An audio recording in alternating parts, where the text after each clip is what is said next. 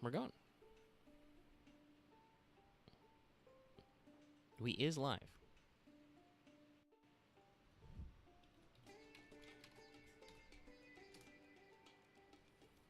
Yes, Discord, I want to say that we're live now. We exist. Hello. Welcome to Portrayal. Yep, we're here to talk about these... Tri-brigades. I was gonna say people, I'm Probably. like, wait a second. They're people. Okay. They're people-y. Hey, I see Kit. Yes. Kit is always... No, that's not how you say top decks meaning.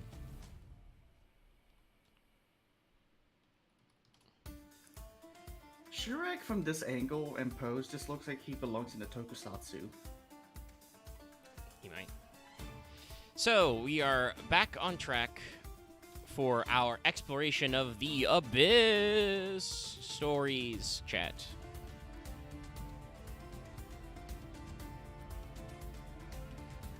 Continuing with Tri-Brigade, because obviously we've had some special stuff going on. We're back. We're so back, as the kids say. So, Tri-Brigade is the second of the introduced Abyss closed land archetypes. You can see most of them right here. These are the Tri-Brigades. This is on the token called Tri-Brigade. Technically, in the valuable book, these guys are actually defined before even the Dogmatica and Albaz are, because they're already, rattling around the world. Basically, the explanation that is given is that in this isolated continent, there are various tribes of beast beasts, who fight with each other for stuff, because there's only so many resources. Of them, several of them were expelled for circumstances. You could probably guess, because the main three have different titles: the Featherless, the Fratricider, the Thieving Cat.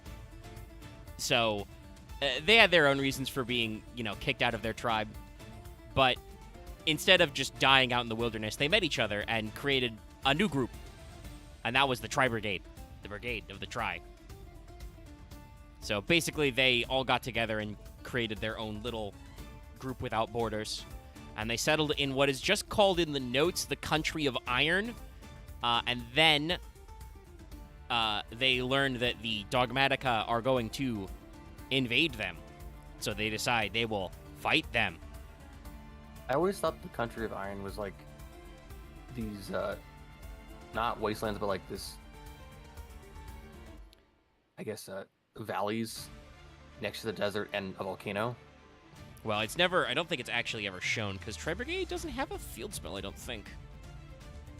Spring does have a field spell. That's a Great Desert Golganda. So, I assume the Country of Iron is probably what's shown in this backdrop here, and it just looks like a normal place with a lot more scaffolds and crates. It looks like the thing right next scaffolds. to where it looks like the thing right next to where the Therians are. That might, and we get to Therian, it might be related to the Discoliseum. That could Because there was explain a whole why thing of, Kit like, ends up there later. Kit but later goes to the Country of Iron, yeah. I mean, I don't know for sure if she does, actually, because that's not in the part of the book yet that we're looking at. So we'll discuss future stuff when we come to future. But yeah, like I said,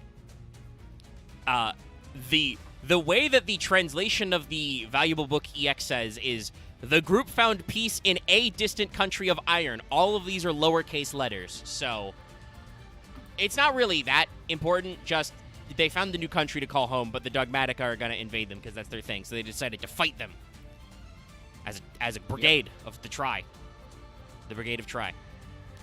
And honestly, it makes sense. So, but much like we talked before about how Dogmatica became very popular as both a, decently as a standalone archetype, and much moreover as a strong package played in other decks, Shadal, Dogmatica being the most popular.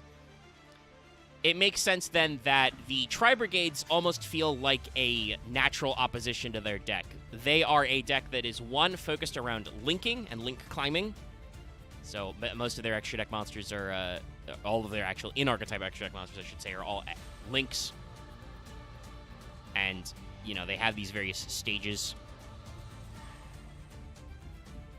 but they also revolve around special interrelations. And whereas Dogmatica is focused on just extra deck hate, they don't really call for like specific typing or attributing, despite the fact that they are all light spellcasters for the most part. The Tri-Brigades are all different attributes and all different types. Specifically, they kind of...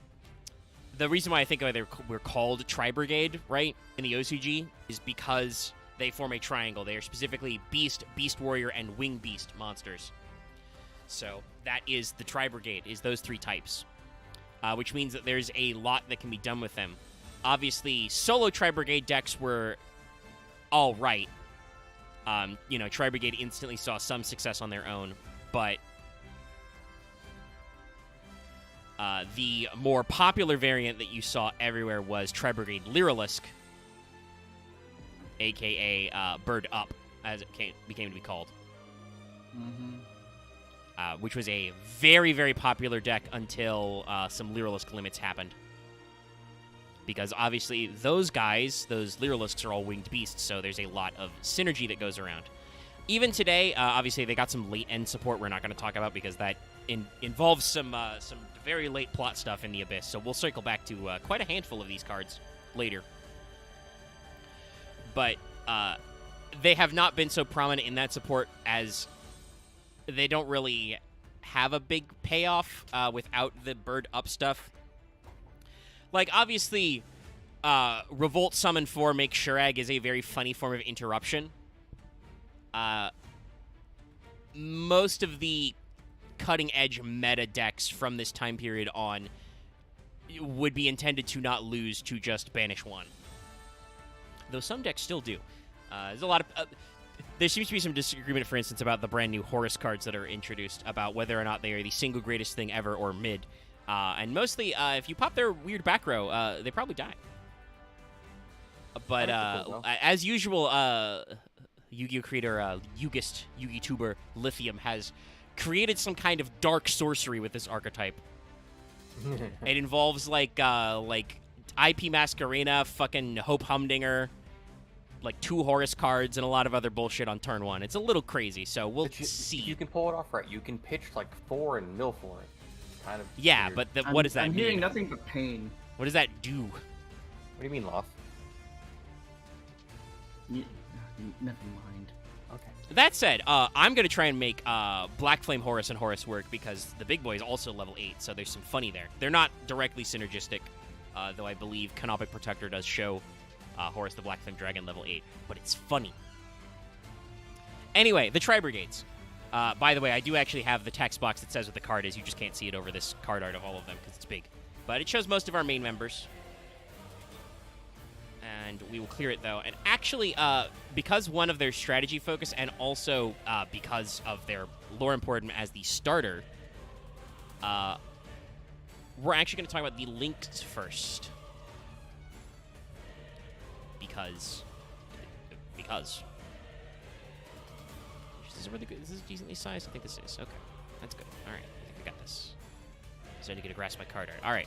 So starting with the lowest, Ferajit the Baron Blossom.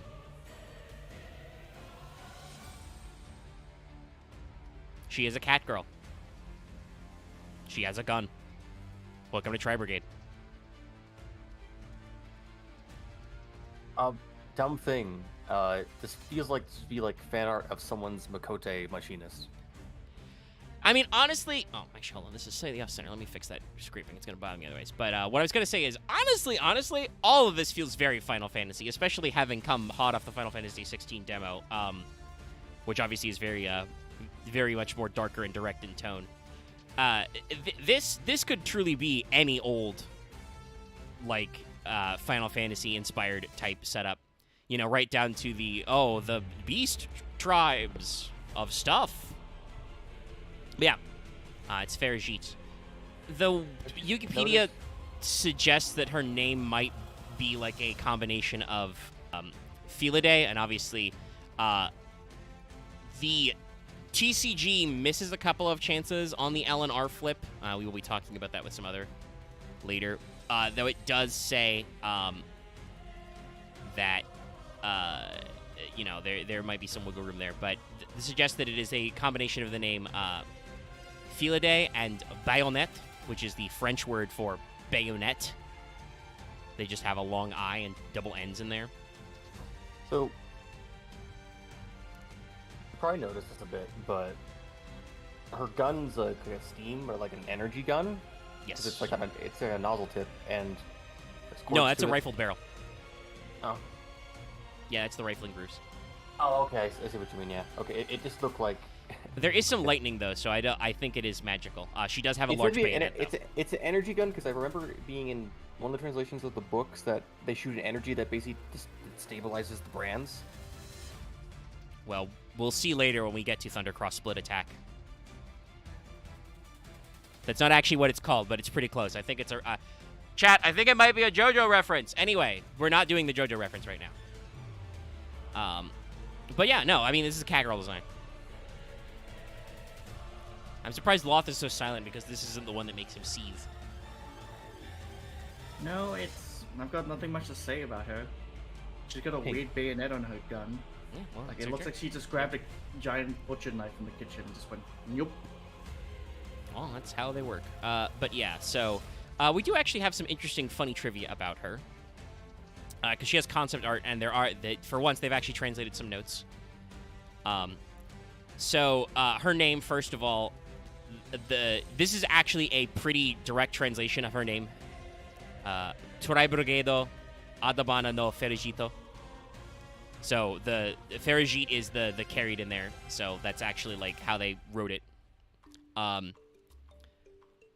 But the phrase for barren blossom is apparently an idiom in Japanese for all bark and no bite. And it makes sense that she's one of the smaller Link monsters. So she's scarier than she looks.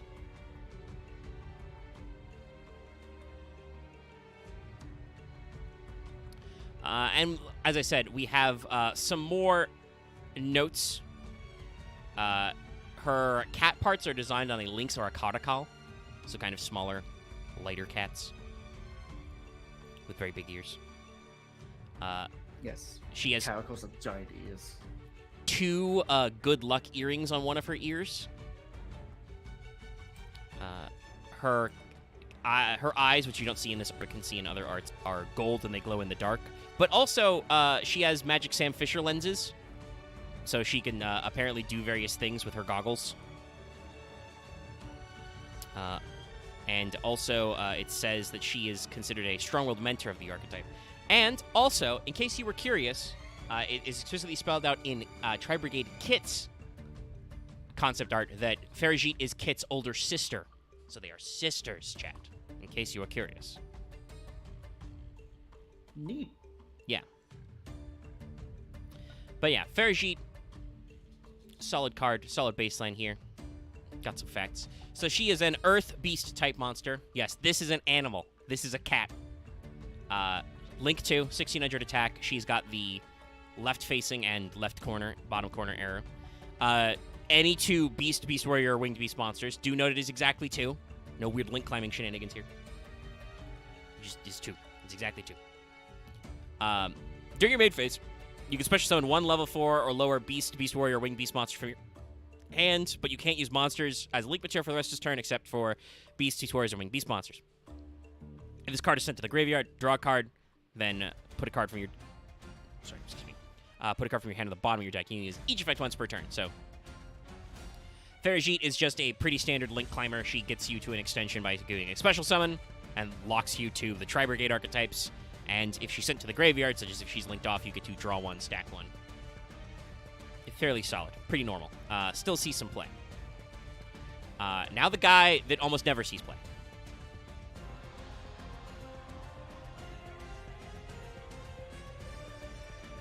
It's their Link 3... Rugal the Silver Sheller. Oh, hold on. Once again, why do you give me tiny preview images sometimes, Google? I don't understand how right-click copy image works anymore, I guess. Hey, it's Rugal. There he is. It's weird you say you don't see him much. I've actually seen him quite a few times. I think he's gotten a little more popular on Master Duel in some combos because he is only rare, for instance. Ferrigide is a super rare, and I think Shurig is an ultra rare. So, like, for weird NR combos, he's more useful. Out of the 3 original ones, he is definitely the one that is usually cut for other cards. Yeah. But art-wise, he's a Wolfman. The trivia suggests that his name comes from the Rugaru or Lugaru, and that is not actually a Japanese thing. I think they actually, like, in French, you can spell it the Rugaru or the Loopgaru. Like, they use both versions. Anyway, he's a werewolf man. He is a French werewolf.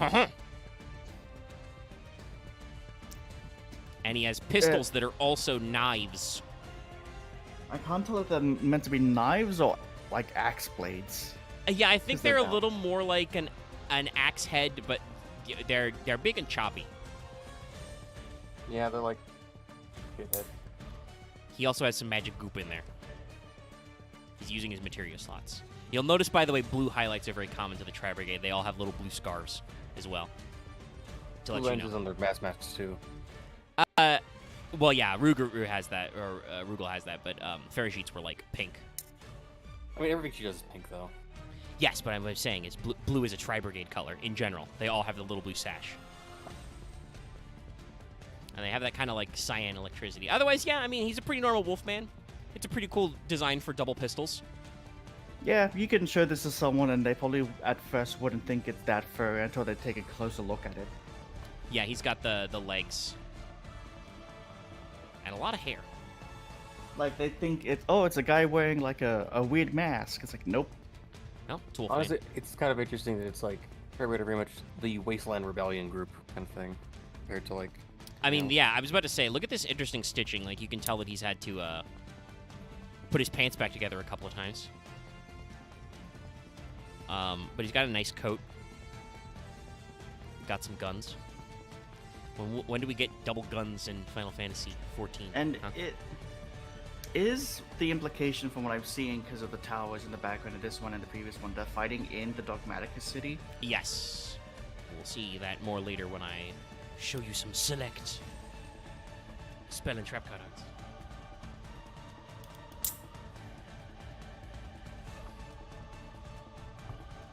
Sorry, I had some papers getting blown around by the fan. I had to scooch them. Okay.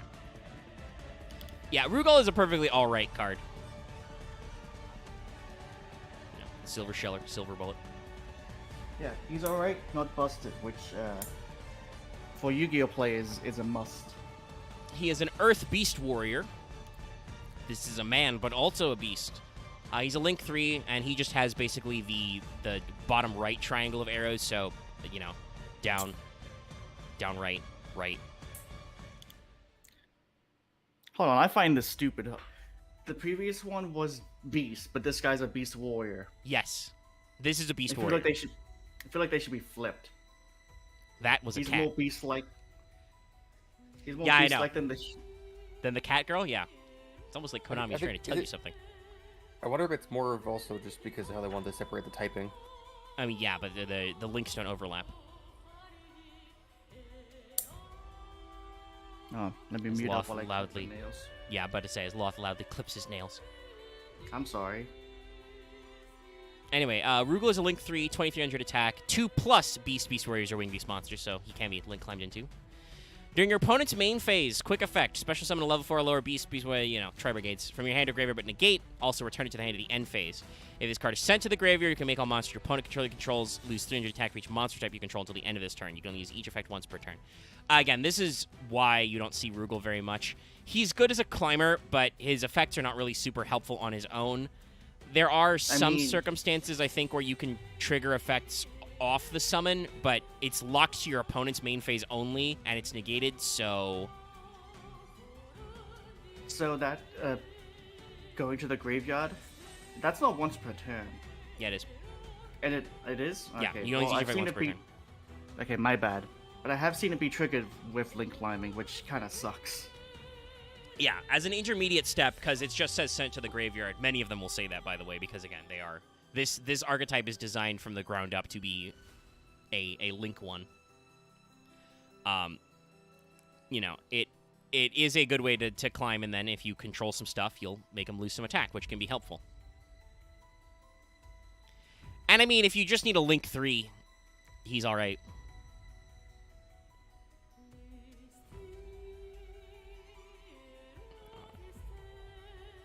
Like, I'll be honest, Tri Brigade seems similar to like an early prototype version of Tier, and I say this in the case of they both seem like, what if we just gave the deck infinite resource? Well, I don't think Tri Brigade is actually that infinite. It's like, that's why I'm saying it's the prototype too. Yeah, Tier it's is infinite. I definitely will say I think there's also a thematic similarity with Tier in that you've noticed that several Tri Brigade. We've only looked at a couple of cards, but a lot of these cards are interactive on your opponent's turn as well. Like Rugal's special summon effect only works during your opponent's main phase, so they have a little bit of a weird, playing on both turns effect. And then this is the one that everybody is upset at.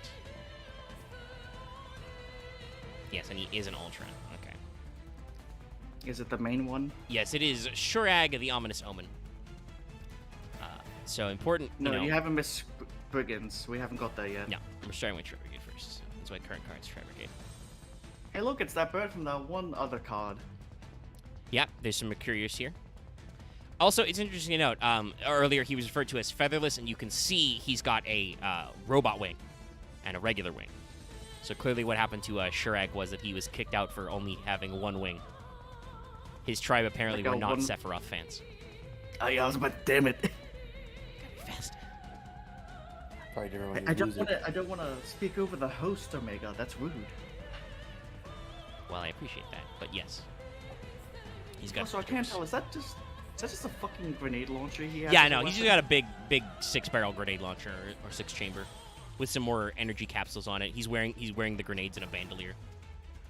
Like, art-wise, I think he looks good. Yeah. He's kind of got Playing the against as him well. wise. I like kind of like... the emphasis of like he's got hard armor plates but also like soft leather coat. It's a good look. I think, was it like 2 years ago or was it a year and a half ago that where Trevor was like actually like a meta deck? I forget. It's like they've been like 2021. Okay. 2 years. From memory, I believe he also has... No, you're gonna read the effects anyway. Yeah. Never mind.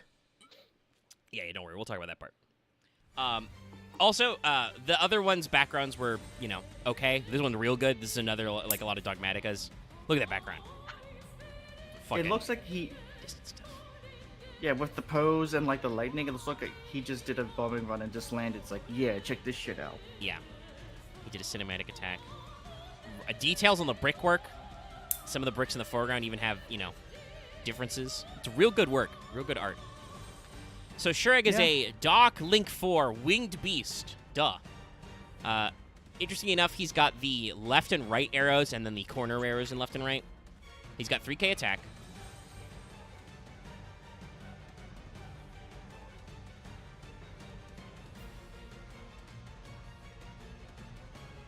So he's, rocking it. And his, actually, let me double check. Are there any interesting trivia? No, the only card art note is that his bird effects were related to a shrike, which is a type of bird.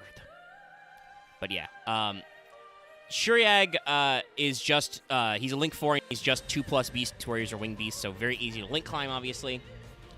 But also, you don't need to worry about the format. You don't need to worry about these formats. Don't worry about it.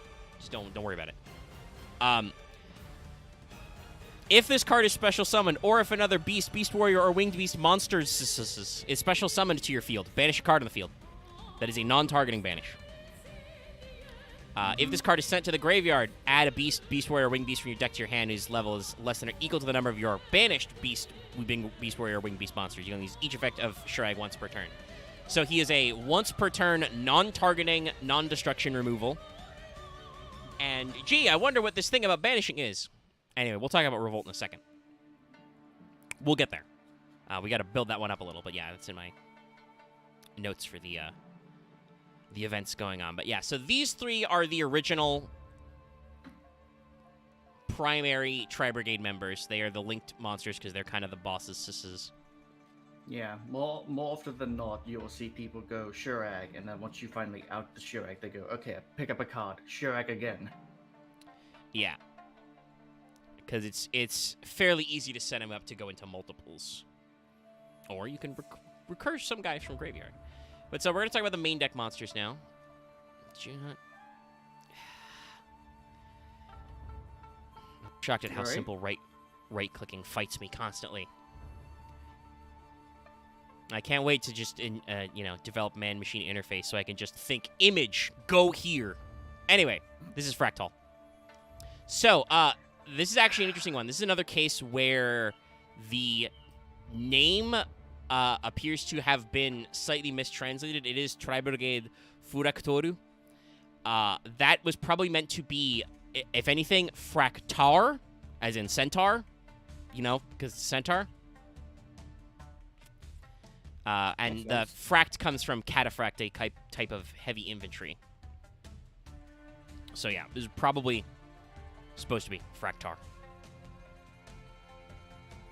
But hold on, that's spelled Fractal. Is that like a scabbard or sheath on its left? Sorry, on its right. I think that might be like their quiver. Okay, it just looks empty. Yeah, it's capped right now, so I don't know. Maybe they fold their crossbow up in there. I'm not sure. Yes, this is Fractar. They've got, a big robe. The funny thing is seeing this card, and when you see it in Master Duel, if you don't actually look at it, it just seems like a normal dude. But up here, you're like, oh, it's a centaur. Yeah, he's a horse back there. And a long flowing mane. Yeah. And they have a big crossbow. I wonder how he pulls that back. Oh, I guess it's the bottom bar, yeah, I guess. Yeah, I'm like most crossbows. I'm used to where you have to crank it. No, that's... You put your foot on the crossbar and pull back. That's how crossbows work.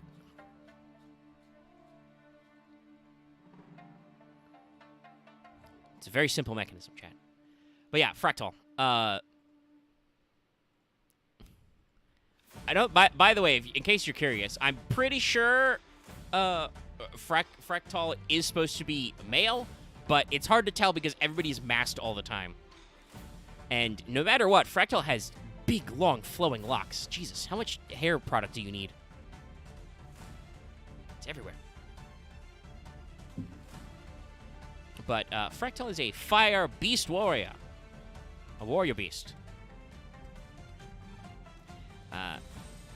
They are 4 stars, 1900 attack, 1600 defense. In Master Duel and in the OCG to this day, this card is still semi-limited. This is also probably why Tri-Brigade is not resurged in popularity in overseas. He is one of the big starters. Yeah. And I can see why. So, obviously, it has an actual decent stat line, being a 1900 level 4. But you can send this card from your hand or field to the graveyard to send a level 3 or lower Beast Warrior beast or Winged Beast to your graveyard from your deck. So, it's a foolish. It also has an effect that most of the main deck Tri-Brigades have, which is just you can banish any number of beasts, Beast Warriors, or Winged Beasts from your graveyard to special summon a Link monster with a Link rating equal to the number banished. But you can only use the tribe types as Link material for the rest of this turn. So yeah, each of them have an effect to banish themselves from your graveyard to also make Link materials. So you have to be careful with these guys about what you do. Honestly, in general, I think part of the reason also, other than some Tri-Brigade targeted limits that they fell out of favor, was later in 22 was when we got Flunder. And Fluandereeze is just... You usually play it as a macro stun deck. Or at the very least, you just main deck a D-Shifter because you're like, I don't give a shit. My cards banish themselves. Who cares? And that would also make sense why they haven't researched, because I don't think a lot of people are running the... Actually, no, some people are running the 3 copies of Macrocosmos. There are still some decks in today's meta which is hard to macro.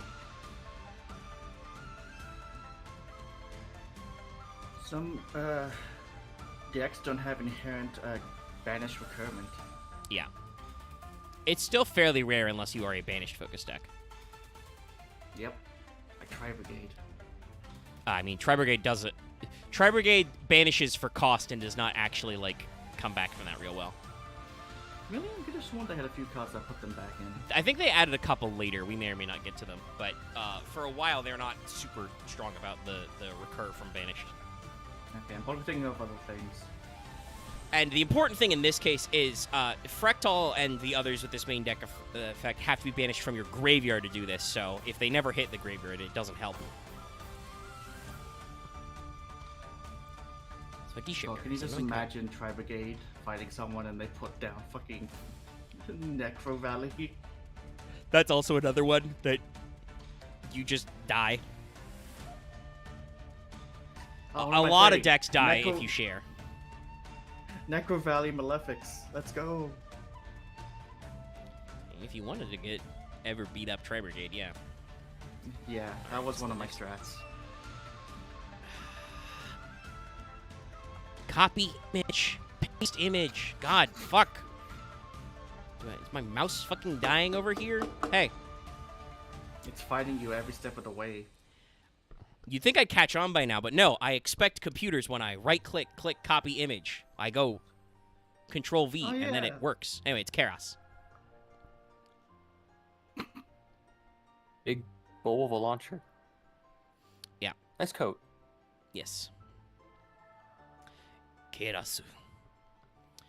His name comes from very literally from the Greek word keros, meaning horn. So he's the Tri-Brigade horn. Why they decided to give him the double S, I don't know. They have several at other times avoided puns. We'll talk about Springen's Paydor. I can only picture with how like built and big this guy is that he's got a very nice posh accent. Possibly.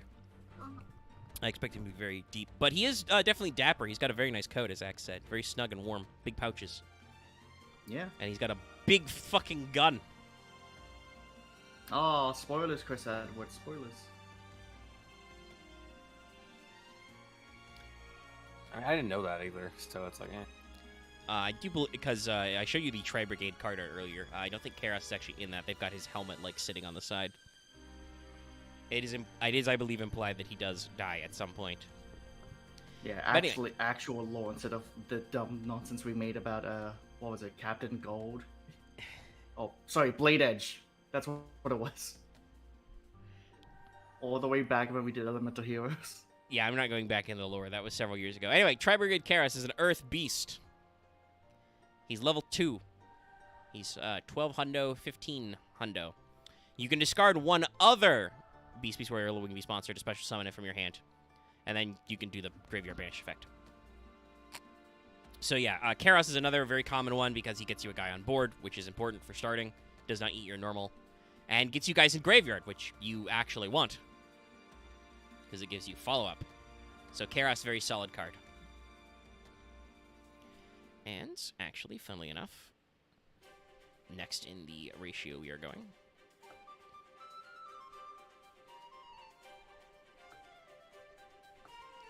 Alright, I've clicked copy image twice explicitly. Okay, it's working for once. Kit. Tri-Brigade Kit. You can see she's got her hair kind of pulled back with the icon there. She's chilling out in the desert, watching some stuff happen. What's she watching? Well, we'll find out later. But she has a huge wrench. Kind of her thing. I do kind of like her asymmetrical gloves. It's so interesting. I think she's got not only just protective goggles, but also it looks like she's got protective headphones. Makes sense. She's making all those things and throwing her Link monster. She's got a Mercurial Cat's there. Eye is also basically just a giant nut. Yeah. Actually, I just thought that, but like, I think her automatic goes because it's heavily going to be a Falconeer kind of thing. But she's got Maybe. Mercurial. So the Mercurial goes on her. I hear Kit. I can only remember that one time Omega had the other Kit card as your icon. Yeah. That's the only thing I Kit can picture. is also very popular with the writers. Because even though I believe you can see in card art characters like Shurag, Rugal, and Farajit, Kit gets a lot of stuff done. She gets her own makes all the side adventure. upgrades. So we like Kit. And she's chilling with some fireworky boys. Anyway, we'll cover that later. Yeah. Oh, sorry. While we're talking about Tribe Brigade and all these winged beast warriors kind of things, so I was cleaning up my place recently and finally found some Yu-Gi-Oh cards. The last set of Yu-Gi-Oh cards I ever bought. I forgot that I bought the structure deck of whatever it was of the fucking Fire Kings. Neat. So I've got a very shiny Garunix. This training. But they're slightly bent because apparently I used to sit in my pocket. Anyway, Yes. sorry for that diatribe. Sorry, I'm looking at the facts we got from some of her book stuff. So apparently, I think we were able to decipher Ecclesia's height the other day. In her big stompy boots that you can see Kit is wearing, Kit is as tall as Ecclesia, if you count the ears. Yep. I do love these little details. But yes, Kit is very popular. I'm looking at the number of card artwork she appears in. It is a lot. But she is a Fire Beast 2. 700 attack, 1000 defense. And she has the primary effect that is the main deck effect, the Banish effect. But also her second effect is, if this card's sent to the graveyard, you can send a Tri-Brigade card from your deck to the graveyard except Kit. You can only use each effect once per turn. So Kit was technically part of their legacy support, but it was the same next set, and she's already been mentioned, so we're lumping her in the original run here. But yeah, Kit was a breath of fresh air in terms of the actual archetype playstyle because she, gives you a foolish setup when sent, which is good for link claiming. And so she is a very solid member of the deck, and she becomes a solid member of other decks later. Though we won't actually be talking about Springen's Kit this time, because that's much later. But don't worry, you'll see some other Kit cameos. Yeah. Now, she's a fox, but normally I would say like she's some kind of Kit Kat. I mean, she is a cat, Oh, I because thought- she's okay. Farajit's sister. I'm pretty sure they're both supposed to be cats, yes. I hear kid, I think, oh, that's what they call fox. The Might just be, younglings. the abbreviation of kitten. Also, Interesting. hello, Dallas. This boy does not have any trivia. That's funny. Anyway, it's time for our last link in the chain. Tri-Brigade Nerval. Is that a fucking bat? No, I don't think so. I think he's got like a tank. He's got 'Cause he's got bombs. elevation mask. He's got elevation mask. Oh yeah, he's got tubes coming out of his mask, so it's probably like an Okay. air tank or something, and he's got thermal detonators. 'Cause Okay. He's holding a thermal detonator. Seeing this up close makes him look a lot better than what he normally does, like from a distance. Yeah, Nerval's a little weird. I didn't, for instance, notice that he's got kind of like wing bangs.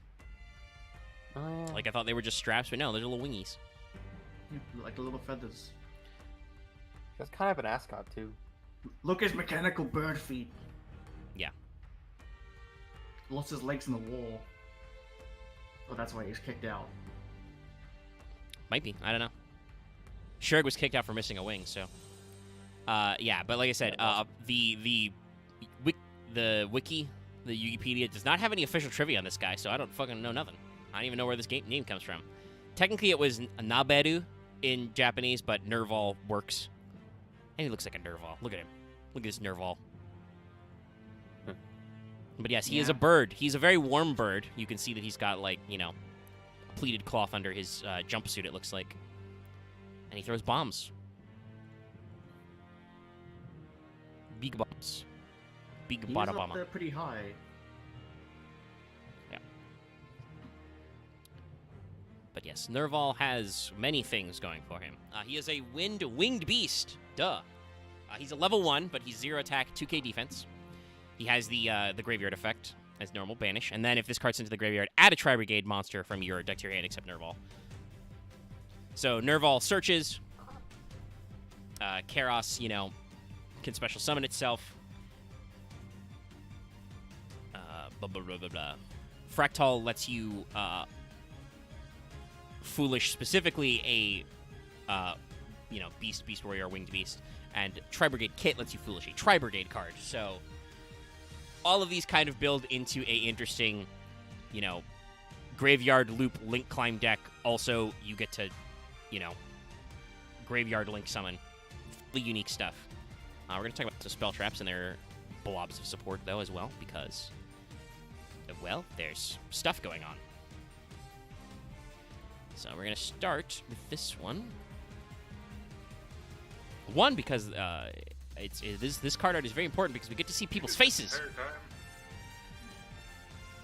Yes, you've been muted this entire time. Yeah. That's why you should double check. Is there a mute icon next to your name? Yeah, that was. Mm-hmm. Oh, are we doing spell traps now? Yeah, just doing some story-related ones.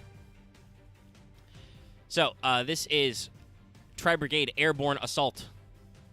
I have brought this up for you because it is important. Because, look, it's Shurag, and look, it's Fleur-de-Lis, and it's their faces. Look at these guys having this anime-ass fight. I appreciate that the Tri-Brigades aren't actually full furry. Not all the way. I think it depends on which tribe they're from, because they're like beast folk. made up of several tribes. Well, yeah, no. To me, they have to have more anthropomorphized faces to be full furry. Or less anthropomorphized. Like Scarecrow. Or, We're not talking about Scarecrow. What's the other one? And For hire. God help me when we get to Vsauce. I'm going to make so many dumb jokes. I mean, it's the I mean, realm. Like, assuming we're chat only remembers the how to first do the arc is copy done. pasta, we're gonna Some have a lot. of the worst lore in all of Yu-Gi-Oh! It's very Hindi.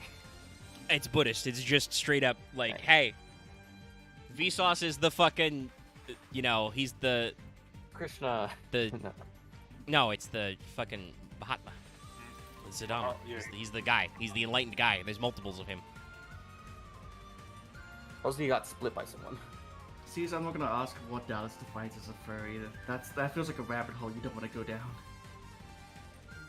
I have a chart. Exactly. Moving on. Indeed, there are charts. But yeah, this is Airborne Assault. This is Shurag fights Fleur-de-Lis. There you go. It's important. Fight so intense that bits and pieces of their armor are breaking Yeah, off. they're blasting off each other's helmets. It probably also is blasting off because Shurag is using a grenade launcher in close distance. Yeah. But this is a quick play spell that lets you target a beast. One of the 3 archetypes, because I don't want to have to say beast, beast, warrior, or winged beast every time.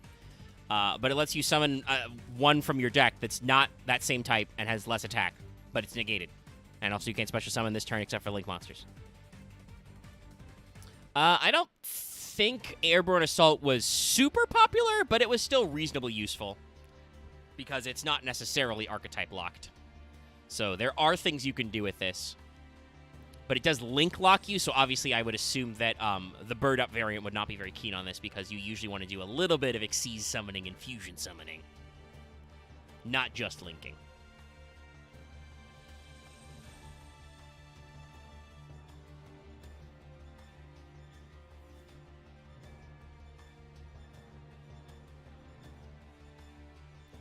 But, guys, okay. And then the next one is another important picture.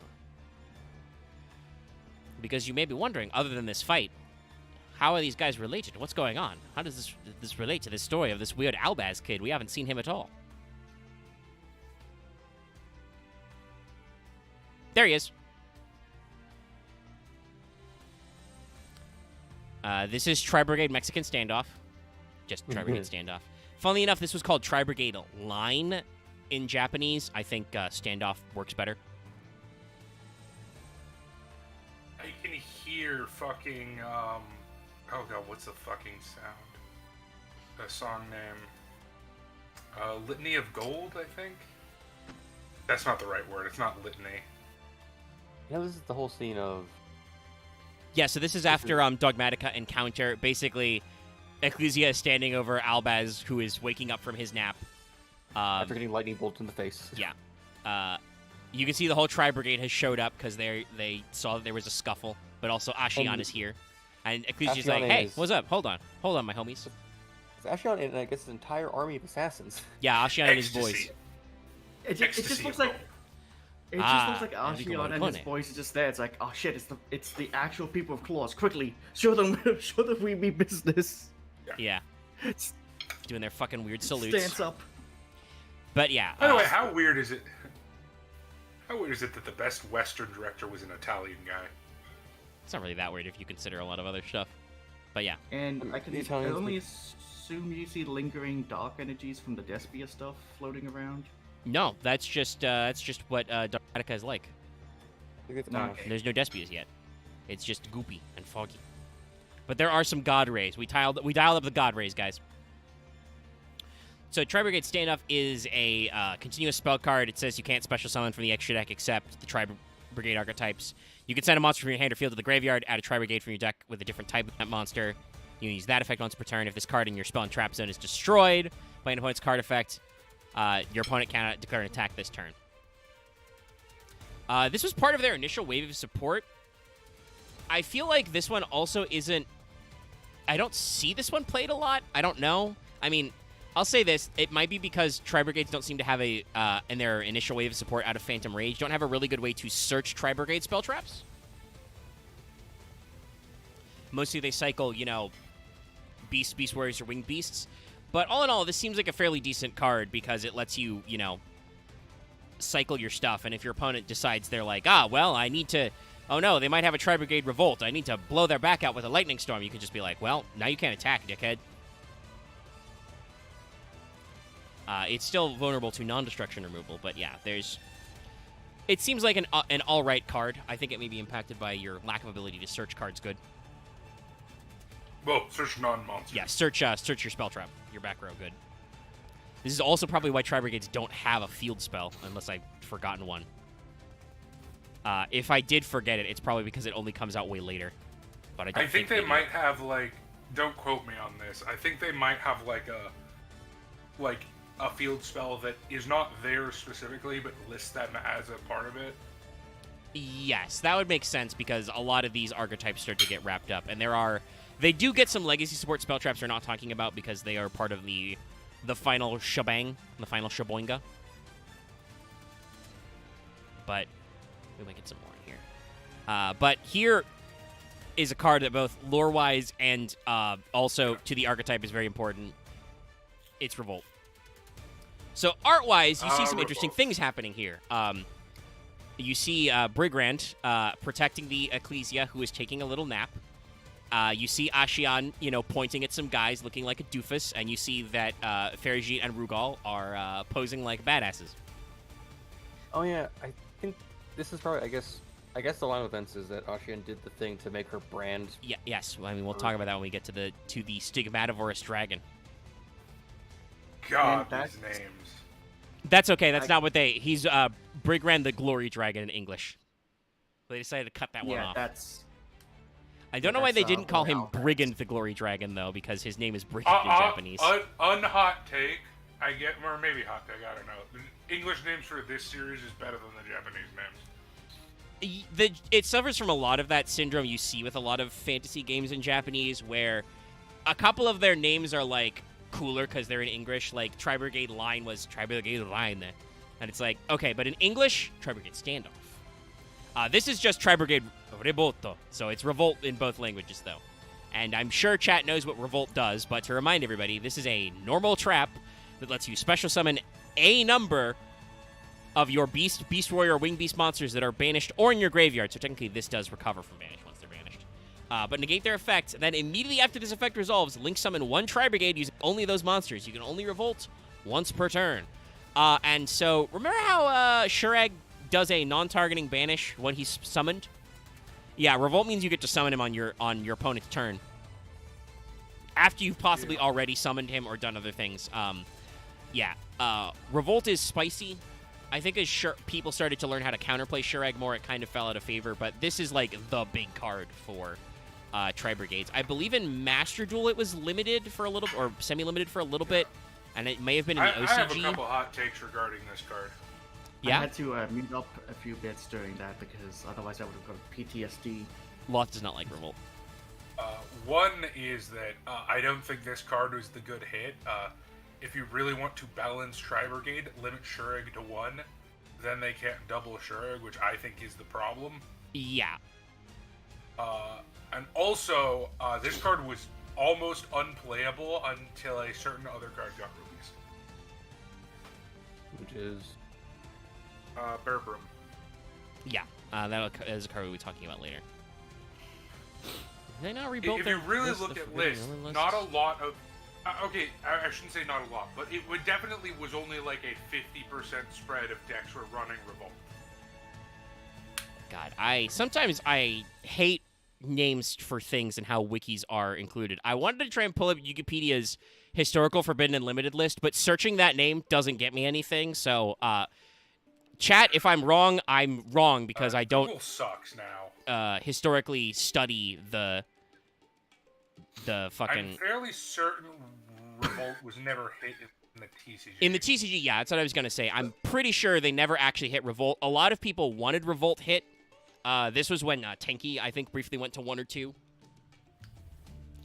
So, but yeah. I'll let Good. Omega you finish before... Yeah, that's just what I was going to say, was that a lot of people were begging Revolt to be hit in the TCG, and it never was, and it kind of didn't need to be. Other hits made Bird Up unplayable. That and just natural evolution of game state. So, looking at...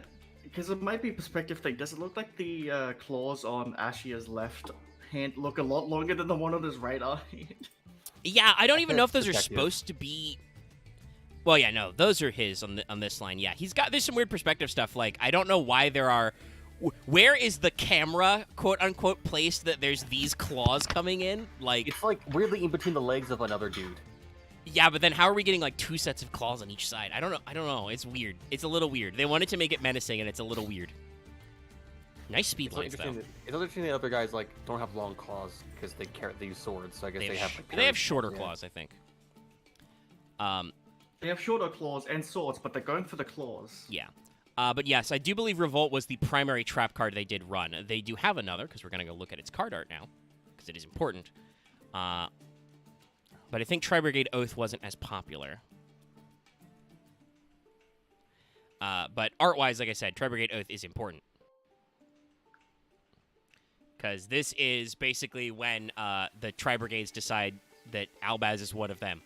You, Dragon Child, you are a Tri-Brigade now. Here, have my robot bird. It's our communication network. Better look at Shurag without the mask. Yeah. Shurag's a very pretty man. Ferrijit is taking care of Ecclesia. I also believe he is giving this Albaz Mercurier because they are being sent to go meet with Kit. So maybe she can help you. Yes, because Kit is instead in her concept art to have access to 2 robot birds. One of them is the Mercurier that becomes a card later, and then the other one is her bigger bird you saw in her card art. But yeah, so this is just, hey, they're hanging out in like a ruined house. They're doing some stuff. Yes, anime hot boy detected. They're just like, man, that revolt was weird. Anyway. Yeah, they flee. Probably because nobody was prepared to take on a big scary dragon. So, Tri-Brigade Oath, target a link monster you control, special summon a, beastie type monster with a different type from your hand or graveyard. If you control at least one of each beast, warrior, or winged beast, you can banish the Scarf from your graveyard. Target one spell trap your opponent controls and negate it. So, yeah, Oath was never, I think, super popular because it's cute, but there's way better extension you can do, and its banish effect to negate a single spell is, not worth it. Cool, it lets you out Mystic Mine for a turn. You know what also does that? Mystical Space Typhoon. Forbidden ban list, or the Forbidden Limited list. Yeah, that too. But also, oh no, my opponent has a face-up spell trap I need to get rid of. You can just play MST or Twin Twister. You probably don't hate Twin Twister in a Tri-Brigade deck, considering you want Graveyard setup, you just play removal anyway. This card doesn't do enough to be worth that effect. But also, let's before we advance the storyline, let's check in with our appropriate dragon as well, because Albaz has a dragon form that is not strictly caused by the Tri-Brigades, but is related to them. So this is no, this we did not properly copy this time. Okay, it's been a while. Copy.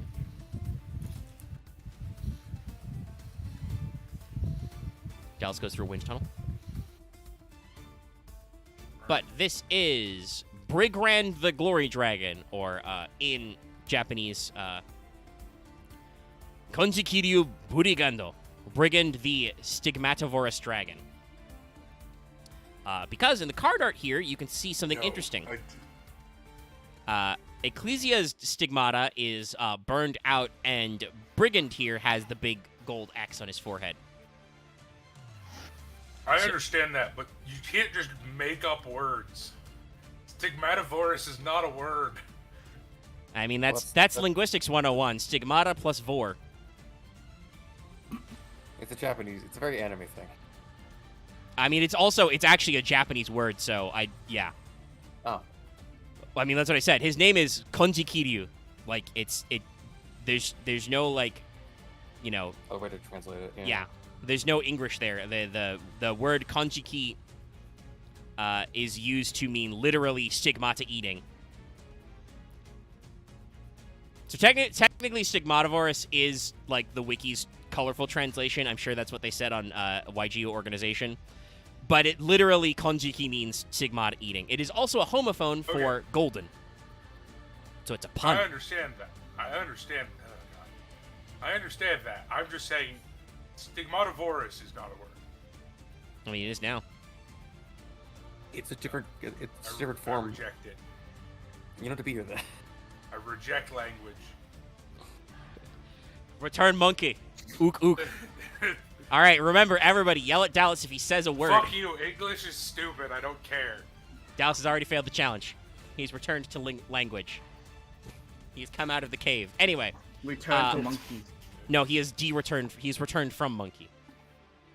He's become Dallas again. No, because language used to be stupider, so it's the opposite of that. Anyway, Brigand, the Glory Dragon. They probably went with Glory because of the gold part. He is a beast, not a dragon. He is a beast fusion, level 8, 2500 attack, 2k defense. Albaz plus a level 8 monster, so you do still see Brigand in a few decks because it's a really easy super poly target. Oh, your opponent has a monster with a high level count? No. Can't be destroyed by battle. This is clearly why he won. While you control this fusion summon card, your opponent can't target other monsters you control with card effects. During the end phase of this card's in the graveyard because it was sent there. You can add to your hand or special summon a Tri-Brigade monster or Fallen of Albaz. You can use each effective Brigand once per turn.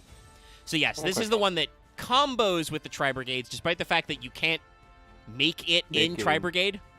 What card? Also, what level Omega. is Ashe on? I think he's an 8. It would be remiss to not remind you that this is part of the best build of Albaz. The Albaz Slifer build. It's true. There are a lot of funny branded builds, but yeah. God, branded is so fun because I never really fused with Ashe on that. You don't actually use. I mean, he didn't fuse with Ashe, and he eats Ecclesia's Stigmata, but. Okay, yeah. I think he's meant to defeat Ashion, hence why he can't be destroyed by battle and stuff. And like art-wise, like. Don't most of the Tri-Brigade fucking die? No. Most of them are seen later. I think Karos is the only one who doesn't show up later, so we're pretty sure he's dead. I do want to say this art is very interesting, considering he's supposed to be a beast. I think the teeth are dumb. It's too much teeth. Oh, yeah. But like the glowing red horns and also the gold antlers, that works. He's got like a weird snake tail. That's fine. I'm gonna be real. The problem with this card's art is not it is not actually the art. It's the Konami's obsession with making everything a fucking dragon when it's not a dragon. Well, Albaz is a dragon, so I think that's the purpose, but he changes types a lot. But this is a Manticore. We can see this, correct? Well, yeah. This is just a Manticore. I mean, Yes, he but is a the Dragon beast Wings type, are kind so. of part of. Fair, just the Dragon Wings are part of Albaz's thing. Okay, but I mean, having dragon wings doesn't make you a dragon. well, and I should say again, this is in the Japanese language, they use Ryu, like their word that literally means dragon, as a loan for a lot of stuff. Like we've talked about this before. Technically, dinosaurs, the word that they use for the dinosaur type is, like ancient dragon or something, you know.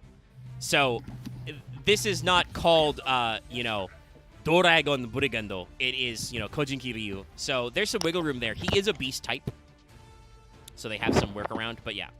Oh my god, Dallas. Also, What? I think it's if they said Manticore in its title, it would kind of, I guess, go against the theming they usually do for all the other Albaz fusions. Well, yeah, I was about to say that. All the Albaz fusions, even though we're going to look at Sprind later today. Sprind is just a plane that Albaz flies. That's Yeah, still called none a of them are dragon because that's actually- the name well, theme. I shouldn't say none of them.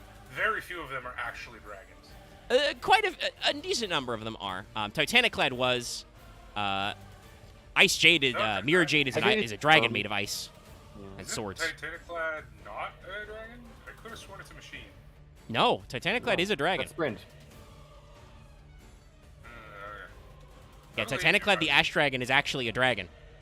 I've never actually summoned that card. Which one? Titaniclad.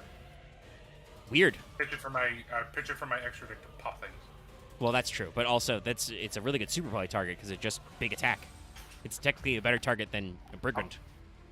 I'm gonna be real, Omega. I'm playing a branded deck. I'm not exactly hurting for super poly targets. I mean, I guess you just go into Starving Venom, but Yeah. And then you go into from Starving Venom into your other ones. because they have It's a dark and light. dragon, Yeah, they have dark and it light makes targets. It makes everything basically.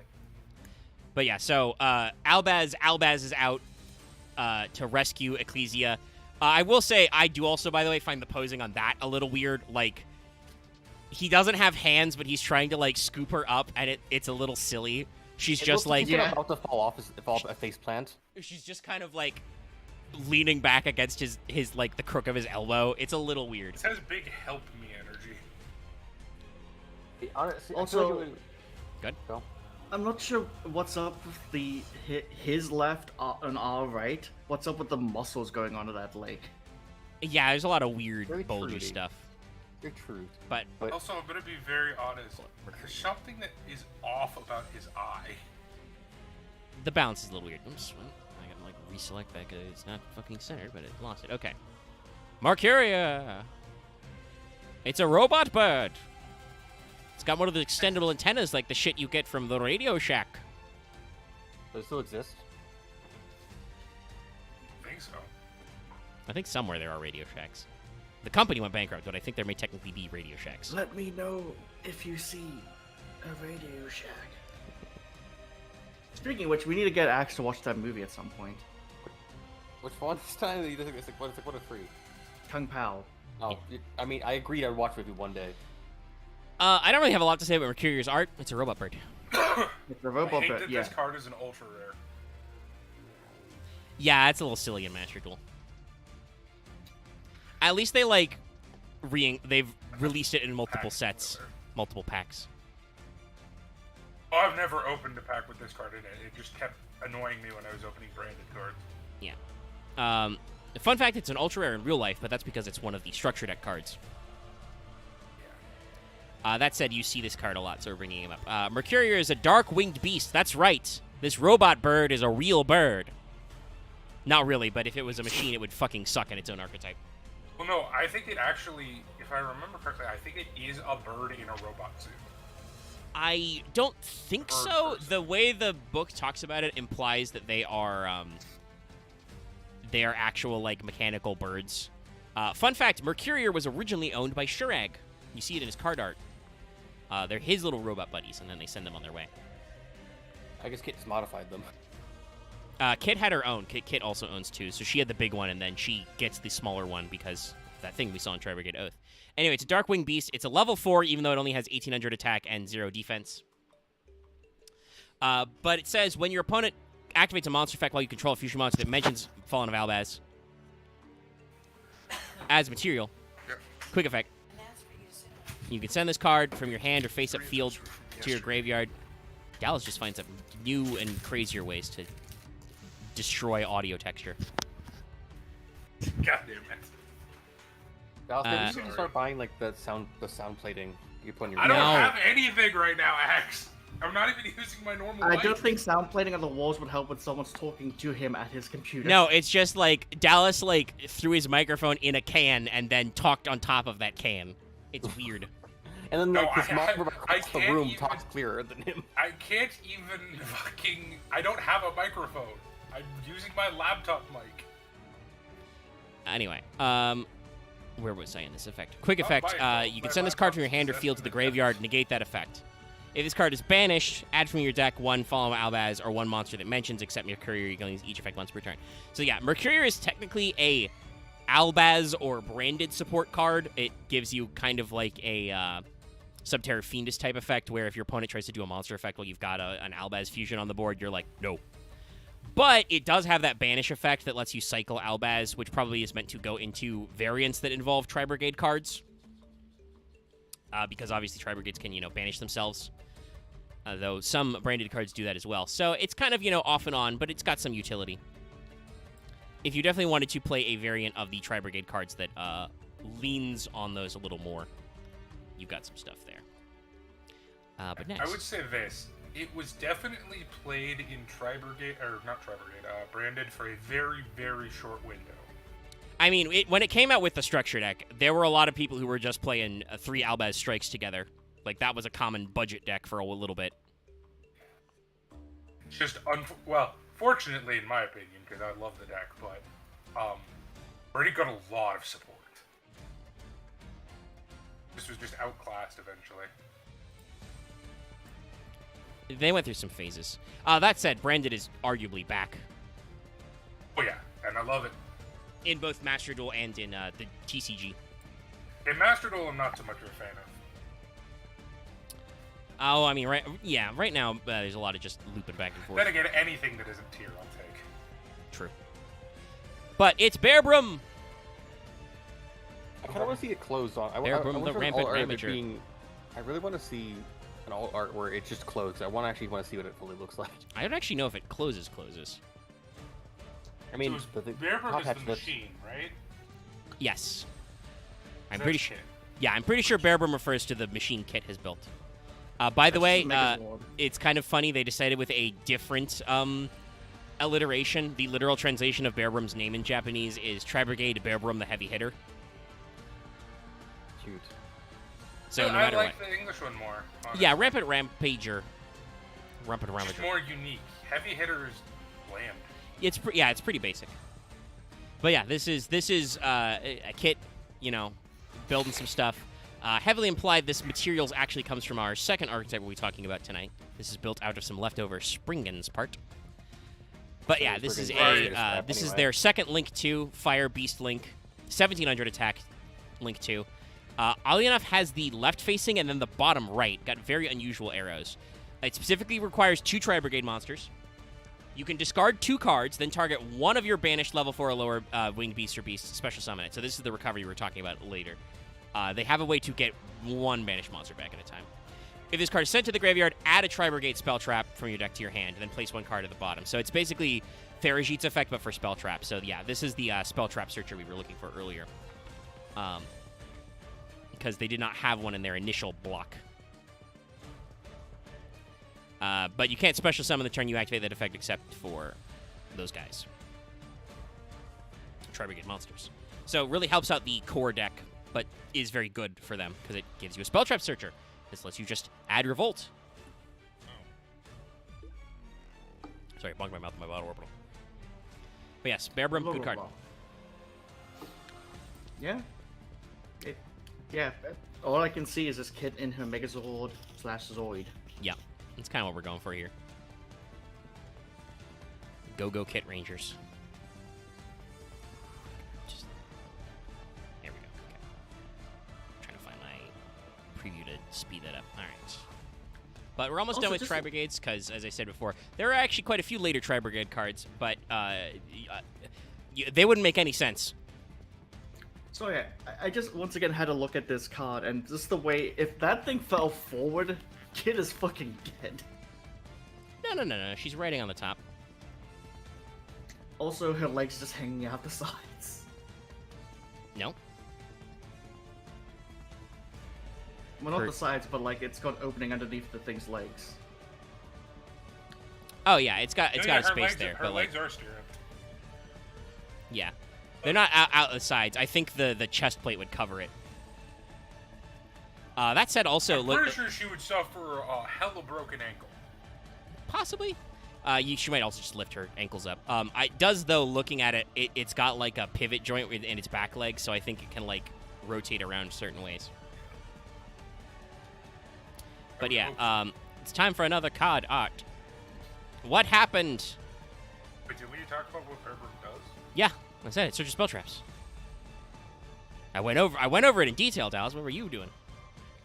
I don't know. Being talked at by a family member. Yeah. I'm not saying that to diss Dallas. She To was diss- Dallas? Yeah, my brain was about to combine Axe and Dallas. I and know was what like, your wait a second. brain did. I'm slightly insulted by your brain. I know I what think you I did should last leave. summer. I should leave? Oh, okay. I said see. I should leave. Why the fuck would... You know what, never mind. Anyway. Dumbass. Tri-Brigade Rendezvous. Look at these fuckers! Yeah, hey, so, some guys we haven't met yet apparently captured Ecclesia and Albaz. This is part of why this needs to be animated. Just look at all these expressions. Like, Albaz is just like, oh my god, I can't believe this. I feel like Ecclesia you is could like make it into. crying. And then, look back here. Look at him. Look at her little face. Kit is like surprised, and her bird is surprised. He's just like, oh! Should we show like It the is Spriggans concept literally art, just honestly? surprise Pikachu We facing. might. But yeah, there's a couple things to talk about with the Spriggans. But I like... go. There's a Spriggan in the also back. It defeated looks like when he you has say a go. fucking lit fuse tail. Who's just like, what the fuck is this? Several of them look like they've got lit fuses. They are all made of soot. Yeah, But, the Here, and there, and over party there. popper has Okay. all have lit egg tails But yeah, because they're fireworks. Honestly, Awesome, like other I shit. feel like what you're saying. If animated, I feel like they could make it like in like a series of like. an Axe, are animated you just movie- going to regurgitate my opinion that the show could be animated in a more expanded way that doesn't actually add anything to the conversation? No, I was more thinking they could be like put into 5 animated movies based on each arc. That sounds like a lot of animation. You should just I make mean, 24 episodes. There's a lot there. There's not that much there. Maybe like okay, then maybe like 2-3 movies. I could summarize this plot in under 30 minutes from start to back. Yeah. True, but they skip a lot of beats in between stuff. The shit that I don't want to see animated is the fucking Kashtira nonsense. That one's probably too esoteric. Vsauce just like feels like it work better as a manga. But yeah, That Albaz has just a great. reminds All me of them have that- great faces. That just reminds me of that one anime that Cult made, or you should say that those 9 anime that Cult made. Look at all Anyway. this shit on the floor. So Tri-Brigade Rendezvous is another quick play spell. It says target any number of your linked beast warrior wing beast you control. They gain 700 attack until the end of this turn. If a linked, those guys will be destroyed by battle or card effect, you can banish this instead.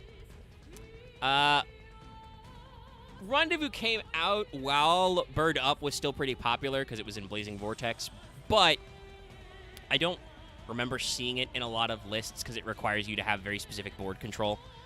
And usually what you're doing is you revolt into Shurag and you don't have any guys. Or you know, are doing different lines. So I don't think this card was as popular. It's got a use, but I definitely don't think that battle tricks are really what Tri-Brigade needs. Especially because you can already do some of that with Rugal. I mean, there's a reason why this Honestly, card is a common. This is gonna sound weird, but I think the thing Tri-Brigade misses most is an actual boss monster. Yeah, I was actually bringing that up earlier. I think that's why you ended up with, like, Shurag works as a cool offline pop, but the reason why they didn't really take off until Bird Up was because the Lyrilusks became the win con. Tri-Brigade doesn't really have a win con until maybe much later. There are some iteration cards. But even then, I think I can say the name of Bucephalus, too. I don't think that really, like, revitalized the archetype compared to other decks. So we'll unpack that when we get to a lot of catch-up and conclusion, but in their initial wave of support, certainly what they really lack is an ability to close out the game.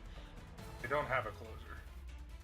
Like, I get that the idea is you're supposed to swarm, but you still need to win game, and strictly speaking, cards like Farigite and Rugal don't do a lot while they're on your board, you know? But you're also... Even Shureg really does a lot while it's on your board. It's true, yeah. I mean, but he at least gives you 1 pop per turn, because whenever you summon another of those Tri-Brigade guys, you get another pop as well once per turn. It's not just on his summon, but yes, it's a...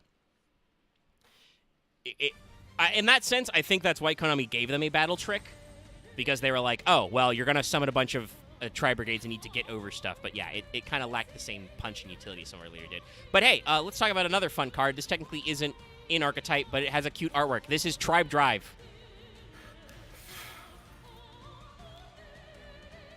Kit does work.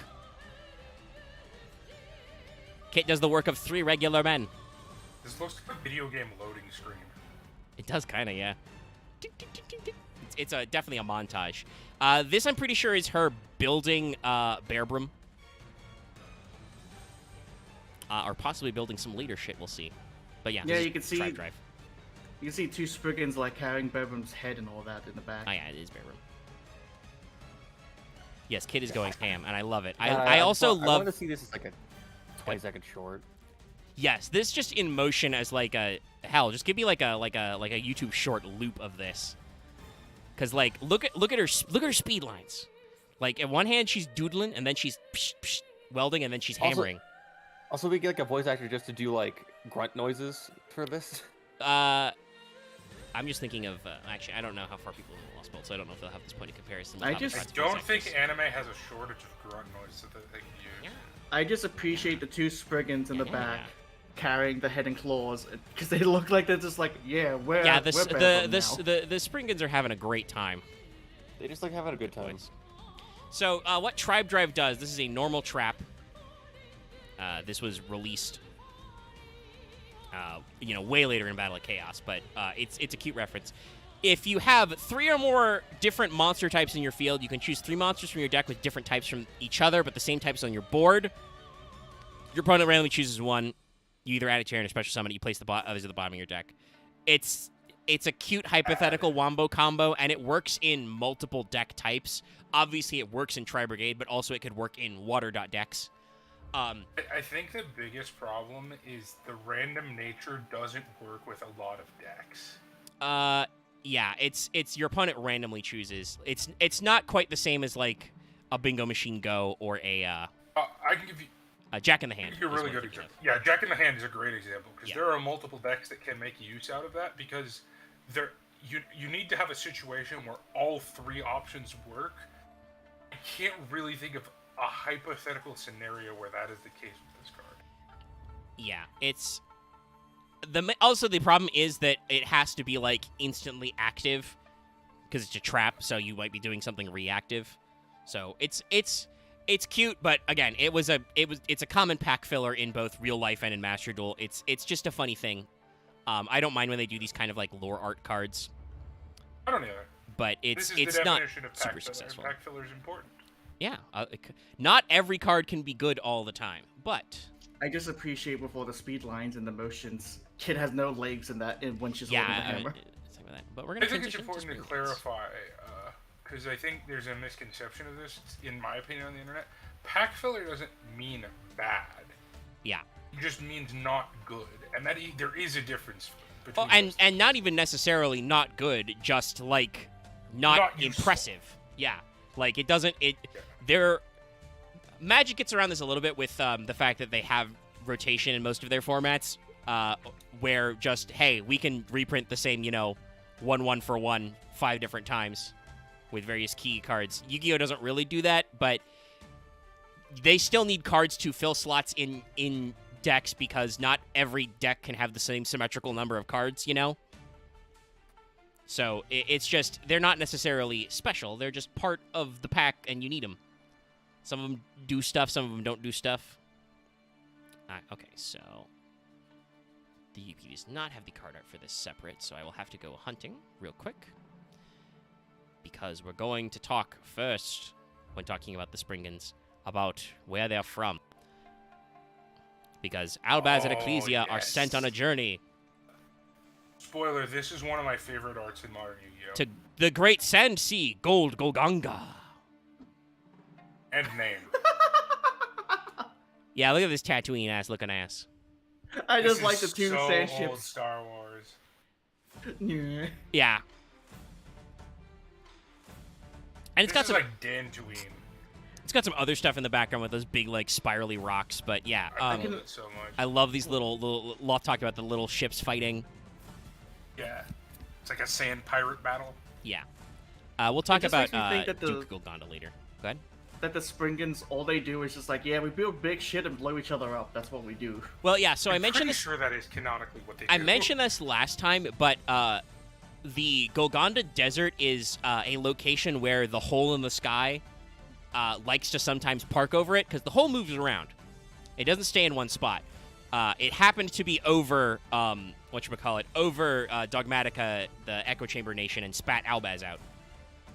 But it frequently travels over the Golgonda Desert and spits stuff out. So there's a lot of treasure and random shit in the desert. That's probably why Shurag sends them there. One, because Kit is there, but also because he's like, hey, if you want to find out where you came from, Amnesia Boy, you should probably go where a lot of crap gets vomited out. And there's just some fucking weird soot robot boys fighting. They have such Jawa energy, and I love it. Actually, yeah, technically there's only one G in the spelling of Springans. And yes, so in the OCG, these guys were called Spriggans, with 2 G's and a U. Spriggans. They are now Springans. Gun. Both work. They just didn't want to say gun, I guess. I like Springan more for the simple reason that Springan implies more of what they are, which is like a weird. Okay, they're Jawas. They're literally just Jawas with more ability to kill each other. Yeah. And they have a few different interesting stuff going on. Let me see if I can find the best concept arts. Because there's a couple that aren't really illustrative. From a aesthetic and lore perspective, this is my favorite archetype of the Albaz. They're pretty funny. Oh, before I actually show some concept art, let me say what the field spell does also. So, the Great Sand Sea, Gold Golganda. It is a field spell. All Spriggans Xyz monsters gain 1,000 attack. You can only use each of the following effects of Gold Golganda once per turn. If you control no Springans Xyz monsters, you can discard a Springans card, special summon a Springan Xyz monster from your deck. Just fuck you, Xyz. If a face of Xyz monster you control leaves the field by card effect, except during the damage step, target a monster your opponent controls, it cannot attack for the rest of this turn, even if it leaves the field. You may not understand that last one, but it'll make sense later. But yeah, so this is a fun type of field spell. This is a fucking whatchamacallit. What's the Star Wars Wizard of Oz archetype again? Cosmo. Yeah, this is a Cosmo Town style field spell. Yes, I was going to looks say. like it'd be at home in Cosmo. You, like just this. I mean, it's literally called Great Sand Sea. But you require this spell to do your main thing because Springans are an Xyz archetype. They are all about overlaying a couple of their boys into a couple different Xyz monsters. And not even overlaying, because as you saw, Gold Golganda can just summon out an Xyz monster if you discard, and several of them, I think actually all of the main deck ones have an attach effect.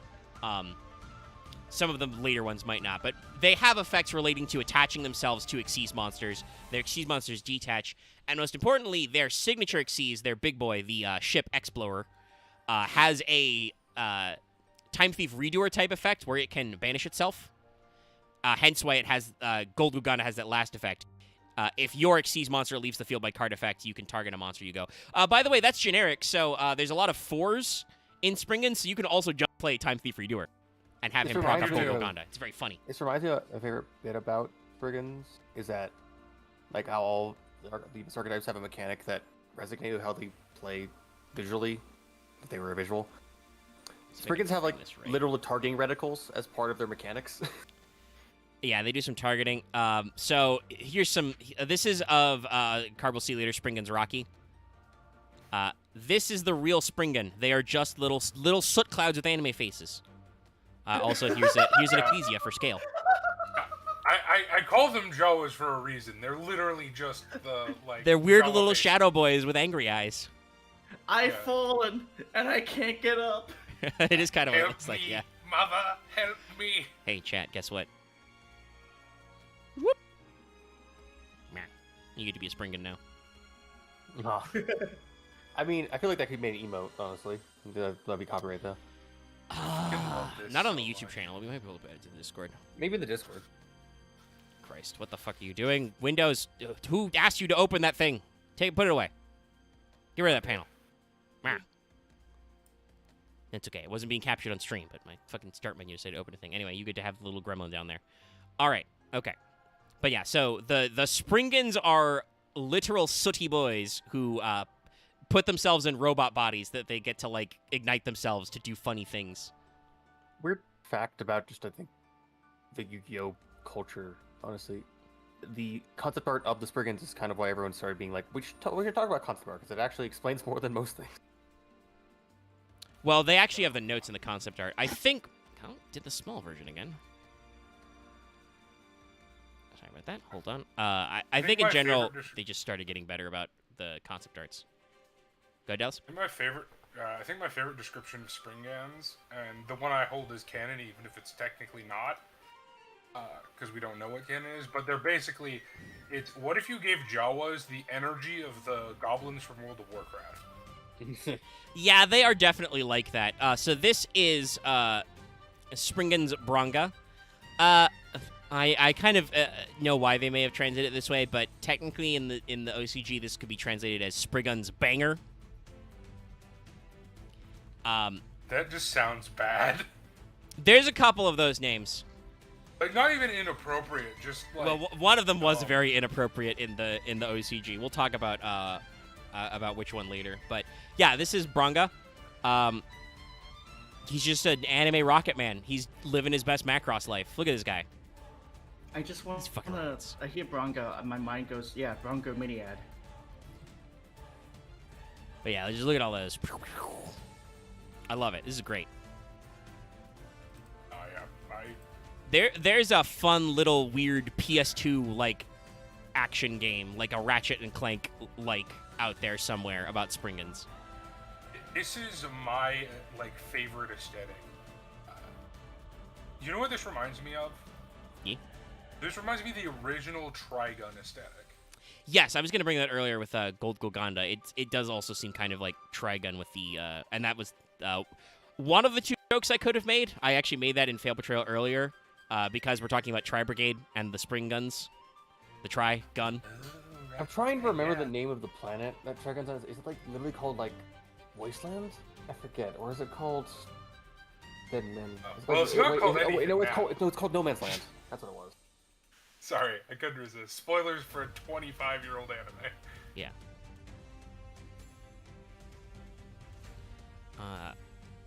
Technically, that's the manga, I think. I also I've never seen it, but I heard of and have seen some shots from. Some of the vibes kind of remind me of the anime manga Desert, literally called Desert Punk. It is Yeah. very Desert Punk.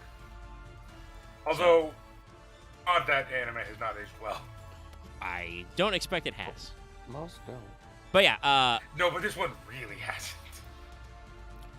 there's a lot of things to be said about transitional eras and so on and so forth.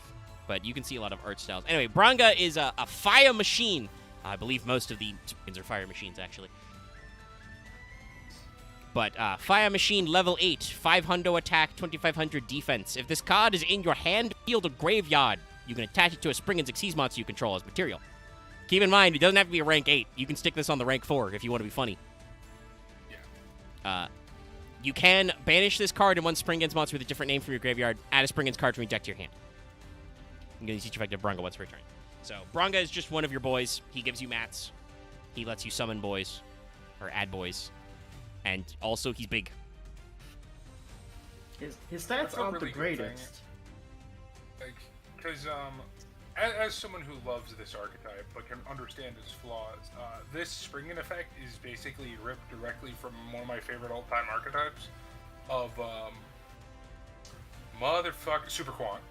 Yeah, weird quant stuff. But unlike Super Quant, they don't have to be on the field, so they're like 100 times better. Yeah, they Material- learned. They learned from material how to types. do the wombo combo. Technically, this was from their second little bit of support, but it's close enough that we can talk about Springen's brothers. Look at these boys. Brother. Oh, this card is so weird. Look at these boys. They're having a good time. Oh, It's no, just no, different different colored cards. versions of Rocky, Pedor, and Brongar. Yes, I think literally it's supposed to be them. They've just got I different think suits. They this showed that is- in are the they the Rocky Rocky- card art. Are these like the Mark IIs essentially? I think this is supposed to be a video game reference. Probably. I think- There's no I think it's a trivia Lost tab, so I Vikings can't double check. reference, but I'm I was not- about to say, is it a Lost Vikings reference? I will also say I do believe this is supposed to be a little later as they approach the gold saucer type thing. Guys, I hope you're ready when we do Therions for me to just blast the gold saucer theme in the background. I mean, we can't hear it anyway, so. We'll just have I'm talking to what is chat it, right that bit from FF7 abridged. Just Yuffie badly singing the Gold Saucer theme. No, I won't be that tortured. I might. Anyway, Springen's brothers. It's cool. There's some guys. We'll talk about more of those guys later. But it does emphasize something that's seen in their concept art as well, is they do apparently, because they're not, like, bound to their mechanical forms, they do, like, swap bodies and paint jobs a lot. So you get to see some fun stuff. Brothers is a level 4 machine fire. 300 attack, 800 defense. Wait. Can I point out one more thing? Oh, yeah. Sure. Go for it. So we'll get to it later, but since we've already gone over her, I think it's fair to talk about. That's why Kit is renamed Springen's Kit, because after she builds Bearbrum, they basically consider her an honorary Springen. She's like, you can do the thing we do. Yeah. Yeah. We won't. They're not that. I will not complicated. actually. So- We're not actually going to show Springen's kit this time because that's like that kit is all the way at the end of her side story because it's her with her sunglasses and leads into some other cards that make more sense. But yeah, the Springens basically adopt Kit. She is the Yes. only non-machine, non-fire. They have her. So- She has their energy, and they recognize. So just for the guys in the Discord chat, this is what this card makes me think of when it loads. No. 3 brothers. Yeah. But There are yes. 3 of them. So, if this card is sent from the hand or the deck to the graveyard, target a Springen's monster in your graveyard except brothers, special summon it in defense position. If this card's in your hand, field, or graveyard, you can attach it. Blah, blah, blah. So it has the attach effect, and also, if it's sent for something, you can special summon a guy in defense, which is helpful for things. Mm-hmm. And then, because we're going in roughly alphabetical order, it's time. Yeah, I just quickly loaded up EDO Pro to have a look at these cards. The big boy.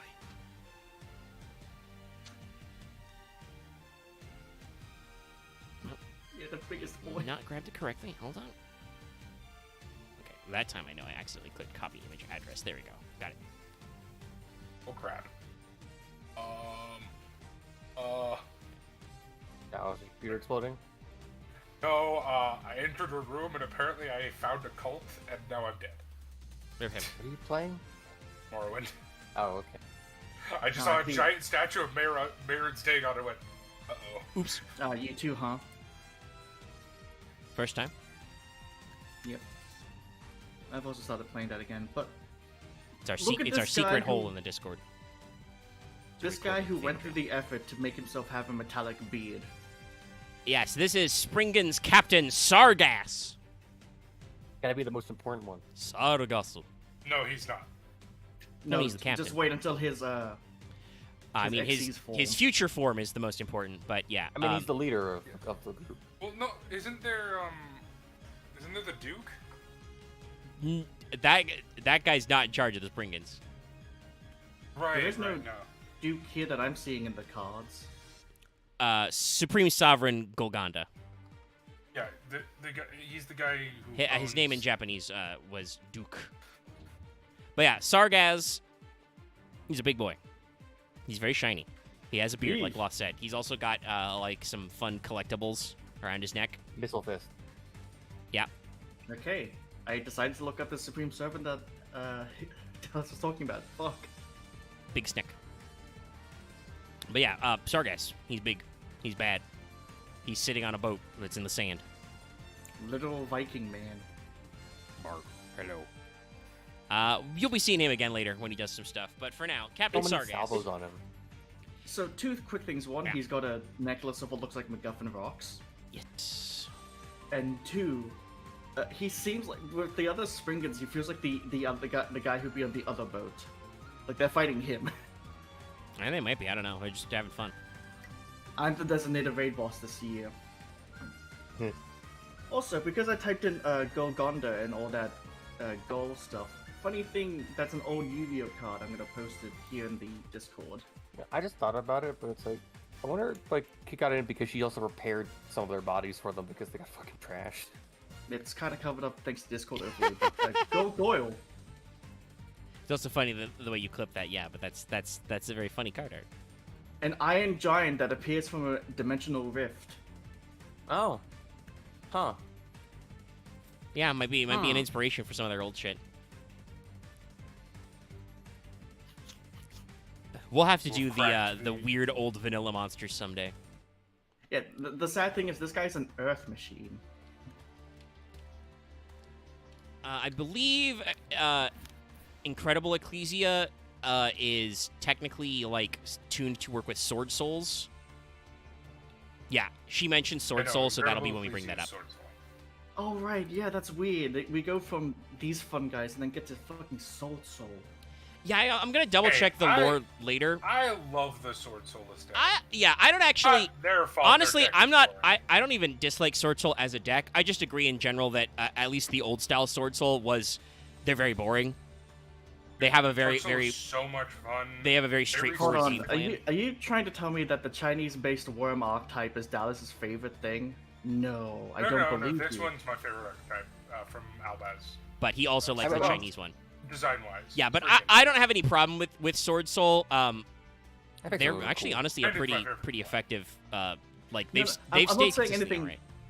I'm not saying anything bad about Soul Soul. It just feels funny to be like, yeah, desert rocket dudes. Soul It's Soul. very It's like different.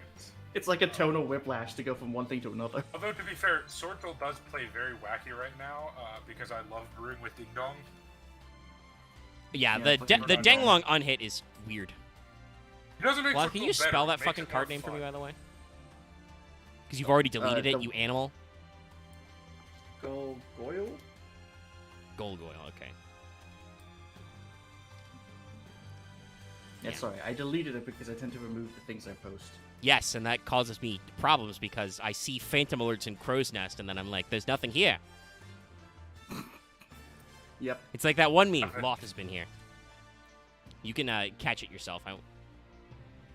But yeah, okay, Golgoyle. I posted the name in the live stream chat. But Sargas is another level 8 machine, because they have a rank 8 and a rank 4. He has 1,500 attack, 2,800 defense. You notice that a lot of their monsters are heavy on the defense. If this card's in your hand, field, or graveyard, you can do the attach thing. During your opponent's turn, you can detach a material from a Xyz monster you control, target a face up on the field, destroy it. You use each effect of Sargas once per turn. If a Springans monster has this as their material, it gains 500 attack. So yeah, Captain Sargas is pretty important to the archetype. Later, there's an upgraded version of him that's more betterer for better decks, but this is a pretty decent one to be having access to. He's a pretty important guy because you do the stuff. Lets you do a and funny the detach. Tragedy. Can we talk about the tragedy of Springans? I Sure. thought you were about to say Dark Pelagius. No.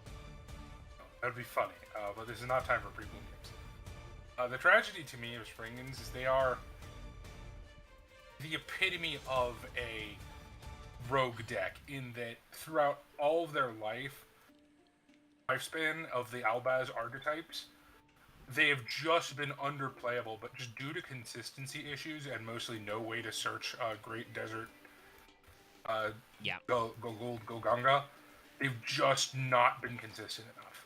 Yeah, they need better ways to, because it's not an archetype card. I think some of their later legacy support actually does let you grab Great Saiyan Sea, but yeah, it's a little. Springans are an archetype that to me, embody the concept of a deck that is on theme to the point where it is both a positive and a negative. They have a very unique gameplay style, and shout out to Konami. I don't think they actually went out of their way to be like, and now you get a completely in-archetype generic negate. I know that Big Therion Man negates, but that's not quite the same thing. There are generic lines out there, but they really play best when they're doing their own thing. Yeah. The problem is that their own thing is not as generic and on point as a lot of other archetypes. I would say Springans suffer from the MMO DPS class problem of that you get very good results, but the effort it takes is so much and the results aren't good enough that there's really no point. And I think the other problem is that if you like machine decks that exceeds, Earth Machines has always been a thing that's popular for over a decade. Hot take, I will argue to death, this deck is better than Earth Machines. There will be some people who fight you on that one. I I will say this lacks the explosive finish of a rank 10 deck. But I don't actually know if it's overall better or worse. I don't usually play Earth Machines. Sorry, I'm looking at this because someone asked about Goyle. It came in Booster 3 in the year 1999. Yeah, I don't in the OCG. But it exists in video games, not actually in physical TCG, as far as I can see. Yeah, there's a fuck ton of vanilla rando cards that are dog shit that never got ported over. Like Frog the Jam, a card that is name-checked in English, although it does not exist in there. That's weird. No, I actually do think that Frog the Jam Slimetoad got printed somewhere. No, Slimetoad did. It's Toad Wizard. Oh, Toad Wizard. Okay, yeah. Yeah, no, the original Frog the Jam was a McDonald's promo card.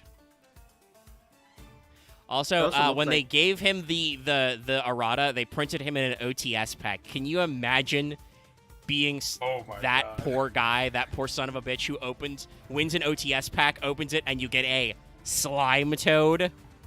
Ugh. That honestly, I would get a kick out of it just because it's so bad. It's funny. Yeah. But this is Spriggan's Pedor, or, unfortunately, in the OCG, Springgun's Pedo. You can see why they added the R. Yeah, I don't think they spelled it with an I, so it's got the long I sound, but unfortunately that makes it sound very mean jokes right now, and I will. Yeah, we don't need to. We don't need to be mean to Pedor. Oh no, not to Pedor. I was more to Japan. But yeah, Mr. Pedor is another card. He is another rank 4. He looks, a guy. We've kind of seen him already in a different color. And a slightly different design. I think he had slightly boxier horns as part of others. He's kind of the worst of the Springan 4s, I think. He's a pretty normal one, yes. So, Pedor is just a level 4 fire machine, 0 attack, 2k defense. You contribute this card, target a Springans in your graveyard except Pedor, special summon it, and then he has the attach effect. So, Pedor is okay. The problem is that, as usual, chat, you've been listening to us do Fail Portrayal for several years. You may have noticed a theme. Unless your deck has an excessive graveyard engine, like you do a lot of self-milling, self-sending, etc., cards that enable graveyard recovery are usually good, but starters are better. It makes you think of a key example of this is maybe kind of a deep pull, but I always think when you say this, when I tried to play Magical Musket and I only drew Calamity. Yes, no. I could do fucking nothing. Yeah, it doesn't work, and often deck space is so tight, depending on the format, that you, have to make cuts, and often those recovery tools are the cuts. He's got the attach effect, which is cute, but what Springans in your graveyard do you want to special summon back so bad? I guess you would want to recycle one of your Xyz monsters, but, there's other ways to do that. No, it's usually you just put the ones usually in the grave. Yeah. Aren't you going to put the grave into material anyway? Yeah, most of them can attach. You'd need some kind of trigger effect. And you can make him work. He's not awful. No, he's not bad. It's just again, he's a little slow for what you want to be doing. Also, from like, there are other cards that do graveyard recovery better. Well, yeah, Rocky, our next card actually, he doesn't summon, but he adds to hand, but he also lets you add back a very important card to hand. Yeah, Rocky is kind of the main character of this. Speaking of Rocky, look at this boy. He's red now. Hear no bell. He's having a good time. Having a good time. Honestly, I feel like having like that song could literally just be the theme song of the Spriggans. Yeah, if they could get the Queen license. No, I'm sorry. There is one song that is the theme of the Spriggans, and it's "Here Comes the Boom." It's true, but he's flying high. He's shooting rockets. He's having a good time. I like this color scheme in this version, and look at his little feetsies. But yeah, it's Rocky. Again, we've seen a very similar art for him already. Dun-dun-dun. I do find it funny, but it is actually, because it's kind of a long sound, they gave him the EY in both languages, or at least like he was already translated as Spring Guns Rocky with an EY. It's a little weird, but it works. Two things. I think One, this. Nope. Okay. he's got Heelys. Kinda, yeah. Great plot. Secondly, oh fuck, I forgot what the hell I was gonna say. No. Dallas, go. Wait, no, I remember now. Sorry. He looks like a Metabot. Yes, that is Very true. fair. Okay, sorry, Dallas, please go. This is my second favorite art in the entire Albaz trilogy nonsense. He's very fun. Understandable. So, the Rocky. Fucking dumbass. He is level 4, 1800 attack, 800 defense. If this card is normal or special summoned, you can target a Great Sansi, Gold Golgonda, or a Springans monster in your graveyard, except Rocky. Add it to your hand. If this card's in your field, graveyard, or hand, you can attach it as well. So, Rocky doesn't special summon, but he adds back to hand, and he lets you get back Gold Golgonda if you don't have it. Hey, chat, you want Gold Golgonda. It's important. Yes. So, that's also really good. Also, out of, like, all of the ones we've shown so far, he has the most attack. So, eventually you do need to be winning. Though, obviously, their Xyz monsters do get some extra attack if you have Gold Golgonda. But again, that just means you need Gold Golgonda. It's kind of a loop. All right. Now it's time for their first Xyz. It's the rank 4 Springans Merrymaker. Oh, Merrymaker, that's right, not Party Popper. Loody boys. It's Fairy Box. It's a special. It feels like it's Vargas' special attack. Yes, with the boys, the Merrymakers. Because you've seen their little painted misty faces. Is one of them? Are they waving like the little noisemakers in the back there? I think those are paintbrushes. Oh, They have freshly just making painted them. these little guys.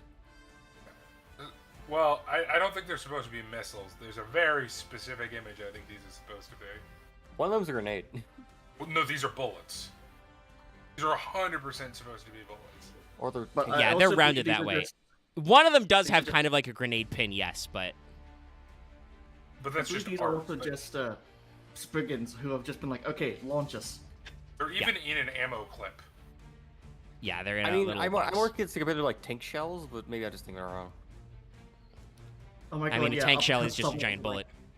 Maybe yeah. Uppercutting someone with 6 fucking Springans loaded in. What's the difference between a tank shell and a bullet other than size?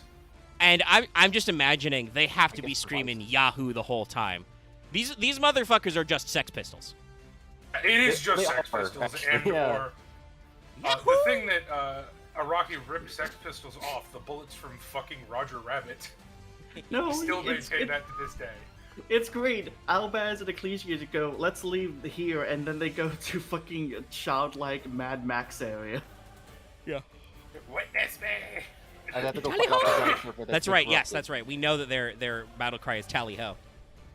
Oh yeah. Tally Ho. It- It's a later card. Tally Ho Springans. I'm just picturing each one saying a different Doctor Who just catchphrase. Why, you think one of them's gonna say Allons-y? Yep. But yes, so Spriggan's Merrymaker is a completely generic fire machine Xyz, rank 4, 1100 attack, 2000 defense. Just any 2 level 4s. Obviously, that doesn't matter if you're playing Spriggan's with Gold Golganda, but still, it's fun. If this card is special summoned from your extra deck, target a Spriggan's monster or send a Spriggan's monster from your deck to your graveyard, immediately enabling your funny, attach effect. During your opponent's main or battle phase, quick effect. You can banish this card until the end phase. Then if you banish this card with 2 or more materials, send 1 fusion monster from your extra deck that lists Fallen of Albaz as a material. You can use each effect of Spriggan's Merrymaker once per turn. This is also very funny, because that does have some lineup with Sprind, but also does work with Titanic Clad. It's very funny. Yes, this card has shown up in a bunch of decks, not Spriggan, because of the interaction with the Titanic Clad. It's very, very funny. Yeah, because it's got the redo or dodge effect. If you send with 2, you can do an extra deck funny. And also, it's just, when summoned, you get to bin. Which is just, good card. Solid rank 4. I've used it in decks to bin Herald of Arclight for searching ritual stuff. Alright. And then, the big one. Because they have a boat. The card with possibly the worst name in this archetype, in my opinion. Yeah, it's not good. I will say that. I mean, Spriggan's ship is fine. It's the other part. It's the X-Blowerer. I'm not kidding you. It's Blow-R-er. Blowerer. Blowerer. Exubururura. Anyway, this is fucking cool. This is old school Final Fantasy as fuck. Look at this thing. Oh yeah, this is FF6. This is a missile with sails and punch fists. This is one of the ships that we're riding on in Gold Golganda. Yeah. It's also got eyes. That's cool. So, guys, I have to ask you guys this very serious not question. Do you guys even just Spriggan's like doing ration about who gets to be the one controlling the X-Blower? Probably, yes, because that's got to be fun. Mom says it's my turn piloting the ship.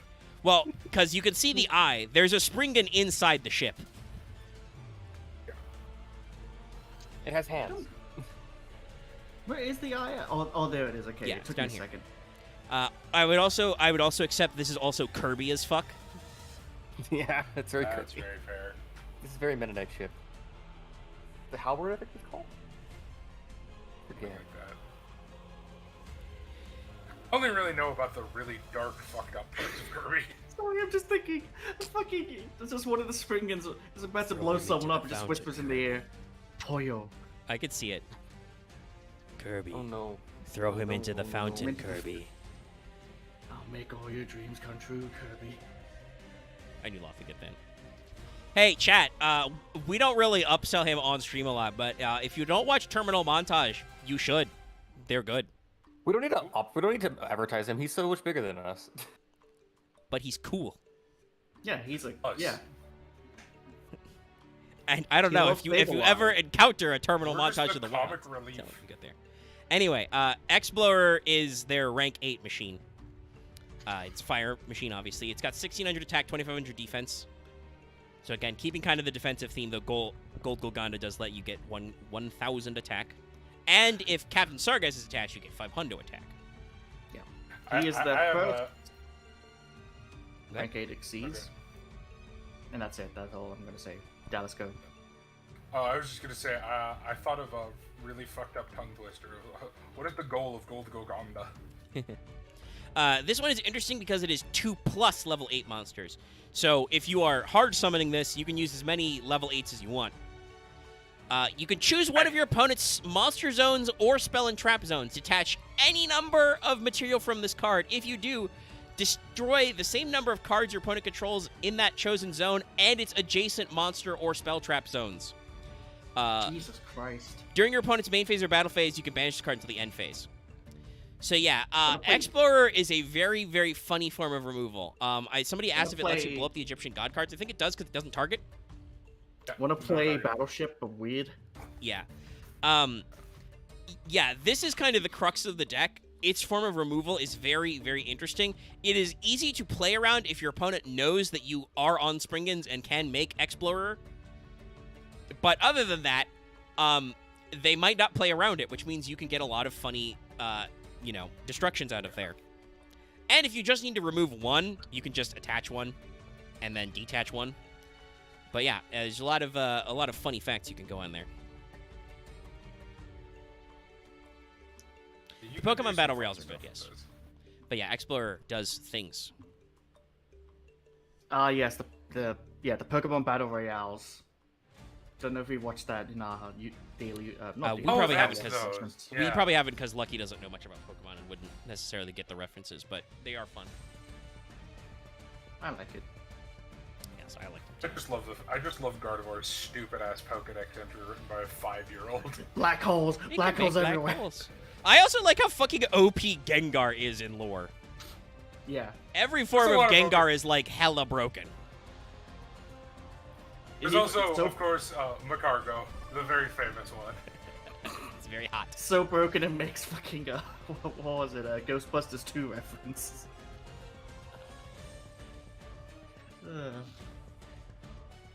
I just remember sorry, terminal montage bit, but just remembering Machamp punching everyone. Just fucking Arcanine shows up. Oh no! Bark. Ah, Its bark is filled with majesty. You will bow immediately. Which, again, considering that the people writing the Pokedex entries are like 10 years old, makes sense. I bet if, Red or Blue heard an Arcanine bark, they were like, damn, that's majestic. Or no, it would be dang, because they're 10. But, dang, that's majestic. majestic as fuck. But yeah, sorry, I'm pulling up the valuable book to grab some other stuff, because we're going to pull up another card art. I want to know what traumatized child is responsible for all the fucking ghost Pokemon entries. He Yeah. needs some psych evals. He lost a friend in the forest that is now a Pokemon. Also, It's he small thinks again. Pokemon are reincarnated people. Hey Zoroark, you're a person, right? All right, so here is the big boy. This is Supreme Sovereign Serpent of Golgonda. Or in the OCG, he was Haja Taiko Goruganda, Supreme Serpent Archduke Golgonda. Hey, so there's some very interesting things going on with this giant snake worm. Notice how his body is covered in stigmata goo. Yeah. He's got the diamonds. Yeah, it's telling. He's very big. He's also got like purple flames leaking out of his tail and his mouth. I think he might be doing a time warp, yeah. Not literally a time warp, but he does stuff. He looks cool. This looks Also, like the the kind way of his thing. name is written. Good. Yes. No, you go. Yeah, the way his name is written is just a video game boss intro. It's Yeah, funny you no, say that would be the subtitle, yes. I was gonna say this looks like a fucking siege boss in Monster Hunter. Oh, I'm I just- was thinking Dark Souls. Yeah, I'm just imagining the Dark Souls Great intro. You just Duke Sovereign Gold Gogonda. and you just know the intro, and you would just be wandering through the middle of nowhere in the desert, and then you'd just see the name and the health bar pop up, and the choir would start going, oh, and you'd just be like, what? And then you would be dead. So there's a very specific reason I say this. There is a very big snake Monster Hunter boss that this reminds me right. of. That dude. Good old Dalamadur. To be fair, Gogonda does sound like a Monster Hunter monster. Yeah. So, Oh my god, this gives me just mix a giant snake with Gold Magala. But that's because that's my favorite monster. Not a bad choice. The edgiest boy. My favorite / least favorite is Raijin. yeah, I'm sorry, I'm just looking at some The stuff. monkey is- Technically, next time I think we have to start with Oh, Brain you Dead. mean... Okay, it took me a second. Is that Raijin? Oh, hey, by the Rajay. way, chat, do you want to know how huge this guy is? Oh yeah, no, he's fucking massive. He's like the size of most of the dead. Look at Yeah, that. look at the pillars. Look how long this boy is. He's playing Snake! Yeah. I think he's almost the size. I feel like he'd be the size of like a third of the entire actual desert. Oh man, I mean, no, he's been you can see the corrupted. boat for scale in his concept art. He's big. Yeah, look at the pillars in the Yes. Gold Sea Golgonda, and then look at how big that is compared to the X-Blower, and then look at him compared to the pillar. Also, think about how big the size of those holes in its body that's driving its insaneness. He's big. He's a big boy. Yeah, fucking it's started consuming him. But yeah, so this is a reptile fire. level 8, so arguably on theme for Springans. This is also, by the way, probably why nobody but Springans who can rebuild themselves lives in the desert, because there is a giant fucking snake here. Kind of lost its So mind. he has 0 defense and question mark attack. While Great Sansi Golgoganda is on the field, this card's original attack becomes 3,000. You can use each of the following effects of the Supreme Servant once per turn. While this card is in your hand or graveyard, and you control a face-up card in your field zone, you can special summon it but banish it when it leaves the field. If Golgoganda on the field will be destroyed by card effect, you can banish a monster from your graveyard instead. So, obviously, this is supposed to support the Springans and help them keep Golgoganda alive. Unfortunately, he doesn't have an effect whereby he searches Golganda, so, yeah. I mean, But he does. Honestly, he is still played because he does have. Oh yeah, pretty no, good, because he's like, he's a level 8 that gives you protection for your field spell and becomes a 3K beater, which is something you need. as weird as it is, it does make sense considering he's not actually a Springan. He was there before they showed up, Yeah. kind of thing. I think it is implied that he was puked out of the abyss hole. But That sounds wrong. before we talk about some spell traps that have some plot stuff happening, And for an ad break. no, we need to mention our latest creation of the Albaz, his fun Springans form, Oh, this. where he doesn't actually transform. Oh, we're not going to talk about the big XCs, or did we? Which one do you mean by the big? We already talked about Explorer. The Saga's XCs. That's not until later. Okay, my bad. Champion that's Sargeras is way much better. later. He has to go through a whole side story to get that guy. Is it back? Okay, it's back. OBS is back. Sorry about that. Oh, wonderful. Seriously? Yeah, our Rip Sprint. Nobody likes you. Shame.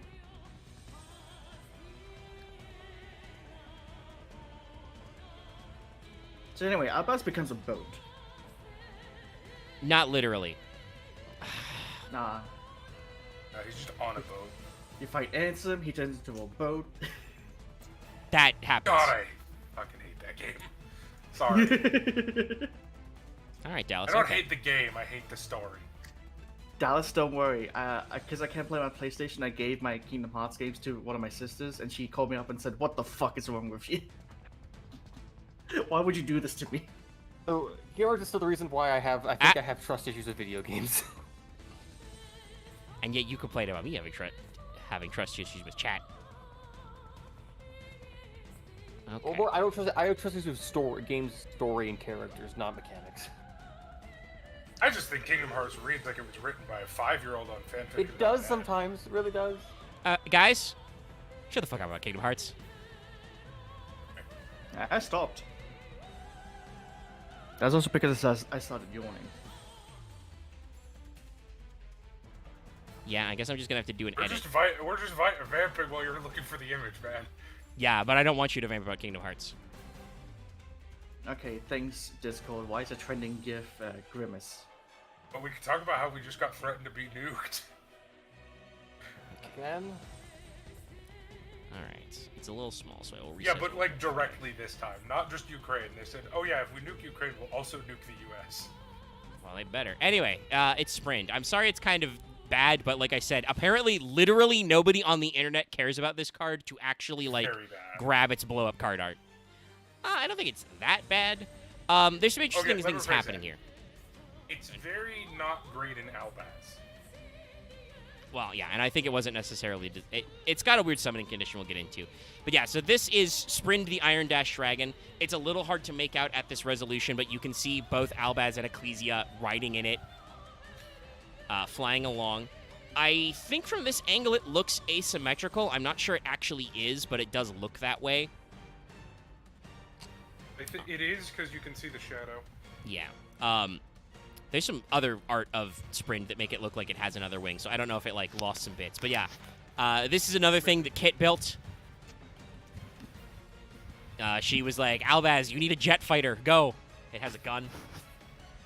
This is where the video game suddenly gets a fucking Gradius segment. Turns into Space Invaders for a mini game.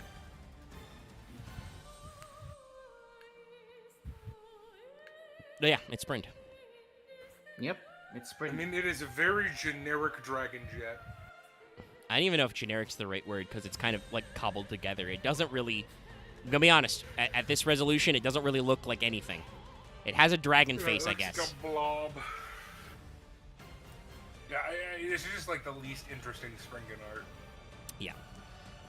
So Sprint the Iron Dash Dragon is a dark machine fusion. It's level 8. It's got 2500 attack, 2k defense. So, you know, kind of it fits with some of the themes. Its materials are Fallen of Albaz plus an effect monster special summoned this turn. So, yeah, it's a weird one. It's not that bad.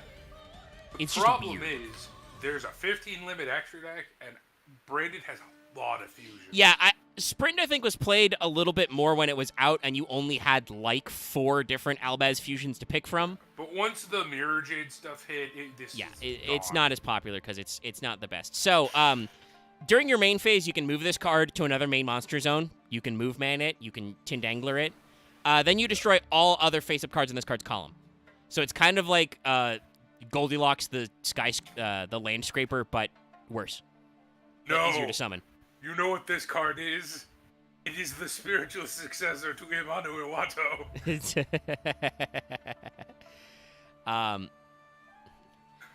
He is the reverse Yajiro Vader. That's right. It's a Yajiro Invader. Yeah, Yajiro Vader. During your end phase, if this card's in your graveyard because it was sent there this turn, you can add to your hand or special summon a Springens or Fallen of Albaz from your deck. You can use each effect once per turn. So, like, that's an okay graveyard effect, and, like, much like Brigand, it has synergy with its quote-unquote base archetype in Springens. But, I don't know if Springens needs to special summon from their deck that much, honestly, TBH. And, I mean, the Fallen of Albaz at end phase is funny, but, yeah. It's just, its materials are weird, and there are a lot better fusions that do a lot more stuff and archetypes that are a lot spicier, so Sprint has kind of fallen off. Hashtag you fell off. But I'm going to start pulling up some cute card arts from Spring Gains. So, the first is Spring Gains Watch, a.k.a. the Spring Gains HUD. So you can see they have IFF. Mercurier is cool. Albaz and Ecclesia are not. Also, I think you can see his HP bar, and then probably his noise bar, and his radar. He's got his radar up. I think that's supposed to be a speedometer.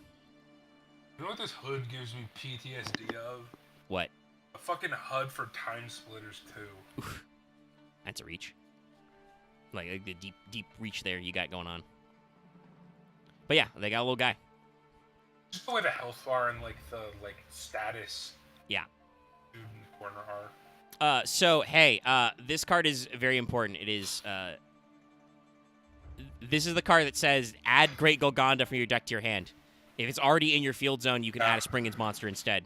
But spend a Springens from your deck to your graveyard. You can only activate once per turn. This is a mandatory 3-of. There's one problem with this card. There's also no way to search this. Actually, yeah. Do Springens have a spell trap searcher? None of their monsters do that. No, I don't think they. Well, I don't know about. They don't at this point. Put it that way. That might be some of their legacy support later, but yeah, that is kind of important, is to have a card to search this. I mean, this is still a 3-of, and then you play as many terraforming as you can. But yeah, it's hard to get out for that. You really need Golgonda for this deck to work. Yeah, that is a pain. When you did the Cosmotown comparison, I was like, yeah, I understand that pain. That is the. Oh no, yeah, it's 100%. You know, you gotta do it. Unlike Cosmos, they don't have a way to search it because Cosmos do. Yes. Nope, that's small again. Give me the big. Oh, that wouldn't load correctly. There we go. Now it'll be the big. Okay. Next up is Springens Booty. Technically, this is after some stuff happens that involves some branded cards. We'll probably start our next session off by discussing. But we're already... How long has this been going? Yeah, this is over 2 hours already. And we're going through some Springens stuff. So we'll cycle back around to our first look at brandeds. But that'll be a good way to kick it off because those first couple cards, Branded in White, Screams of the Branded, Judgment of the Branded. Those are all pretty metal card arts. Permission to make a bad joke, Omega? Sure. After this card is named Booty, because this card is Cheeks. Yeah, I don't know if this card does a lot for the archetype. The art is very cute. You can see that the Springans, they've successfully finished a big treasure run. They've got a lot of stuff. Ecclesia has found the dragon skull that will become her hammer later when she becomes Virtuous Ecclesia. Sargas is giving a big sigh of relief. Yeah, he's very happy. They've got a lot of gold. Albaz has a crystal and or a piece of rock candy. Kit really wants it. Look at that Kit face. Bronco is like so concerned. It's like, what the fuck, Ecclesia? He's like, are you okay? And she's like, yes, I will take a big dragon hammer. They really do be Monster Hunter. The irony is, I think it's also funny because Ecclesia's like, she's been training all her life. She's like slim. She's actually quite strong. Yes. Also, technically, you can see in this card art she's got her stigmata back, so Yeah. she's got her supernatural powers. I forget. It's also funny that it's like, God, it surprises you with the dumb thing of when you get the rewards at the end of Alliance Raid, where one character rolls really high need on the one item you wanted out of the entire thing. I mean, I don't know. Maybe. I don't think Albaz is going to have that crystal for much longer. Yeah, I don't know if Albaz can. Like I said, Albaz is looking at it like it's a piece of rock candy he's thinking about eating. He's like, what the fuck is this? I can't tell if Rocky is sitting down or not. I think he's kneeling. Or whatever legs are, his like, version of jointed. kneeling is. He's got No, he's doing a power slide. Yeah, I mean, I think he's got ball joints, so yeah, it doesn't matter. Unlike he's Bronco, got who's ball always joints. standing up because his legs are a rocket booster. The two birds at the back. But yeah, this is a continuous spell card. If a face-up Exceeds monster leaves the field by a card effect, target effect monster you control, neither player can activate that card's effects. You can send one face-up card. Activate Golgogon directly from your deck. So, like, it's yet another Golgoganda searcher, which you want, but it's weird. It's so complicated. It's a very weird card to just give you Springan's Watch, 4, 5, 6. The negate is cute because obviously that works with your Xyz monster's bounce and then negate your opponent's effects. That gives you some proactive shit. There's better ways to do that, I'm sure. It's just very weird. Also, I don't think it negates your opponent's monster's effect. Yes, it does. Neither Negates player can your activate that monster. effect monster's effect. But doesn't it target one of your monsters? No, target a monster your opponent controls. Read, Dallas. Read. Well, the effect up. Yeah, well, that's why I said it. Target an effect monster your opponent controls. Neither player can activate that effect monster's effects on the field this turn. So I think it really... Never mind. Yeah, that's what I mean. I was going to say. I think it's hurt by its specificity. Neither player can activate that effect monster's effects on the field this turn. It's weird. It still gets graveyard effects. If it had a hand effect, it would already work. Like, yeah. It's too specific. It really should have just been, like, a second copy of Watch that just says directly activate. And they came up with some other effect.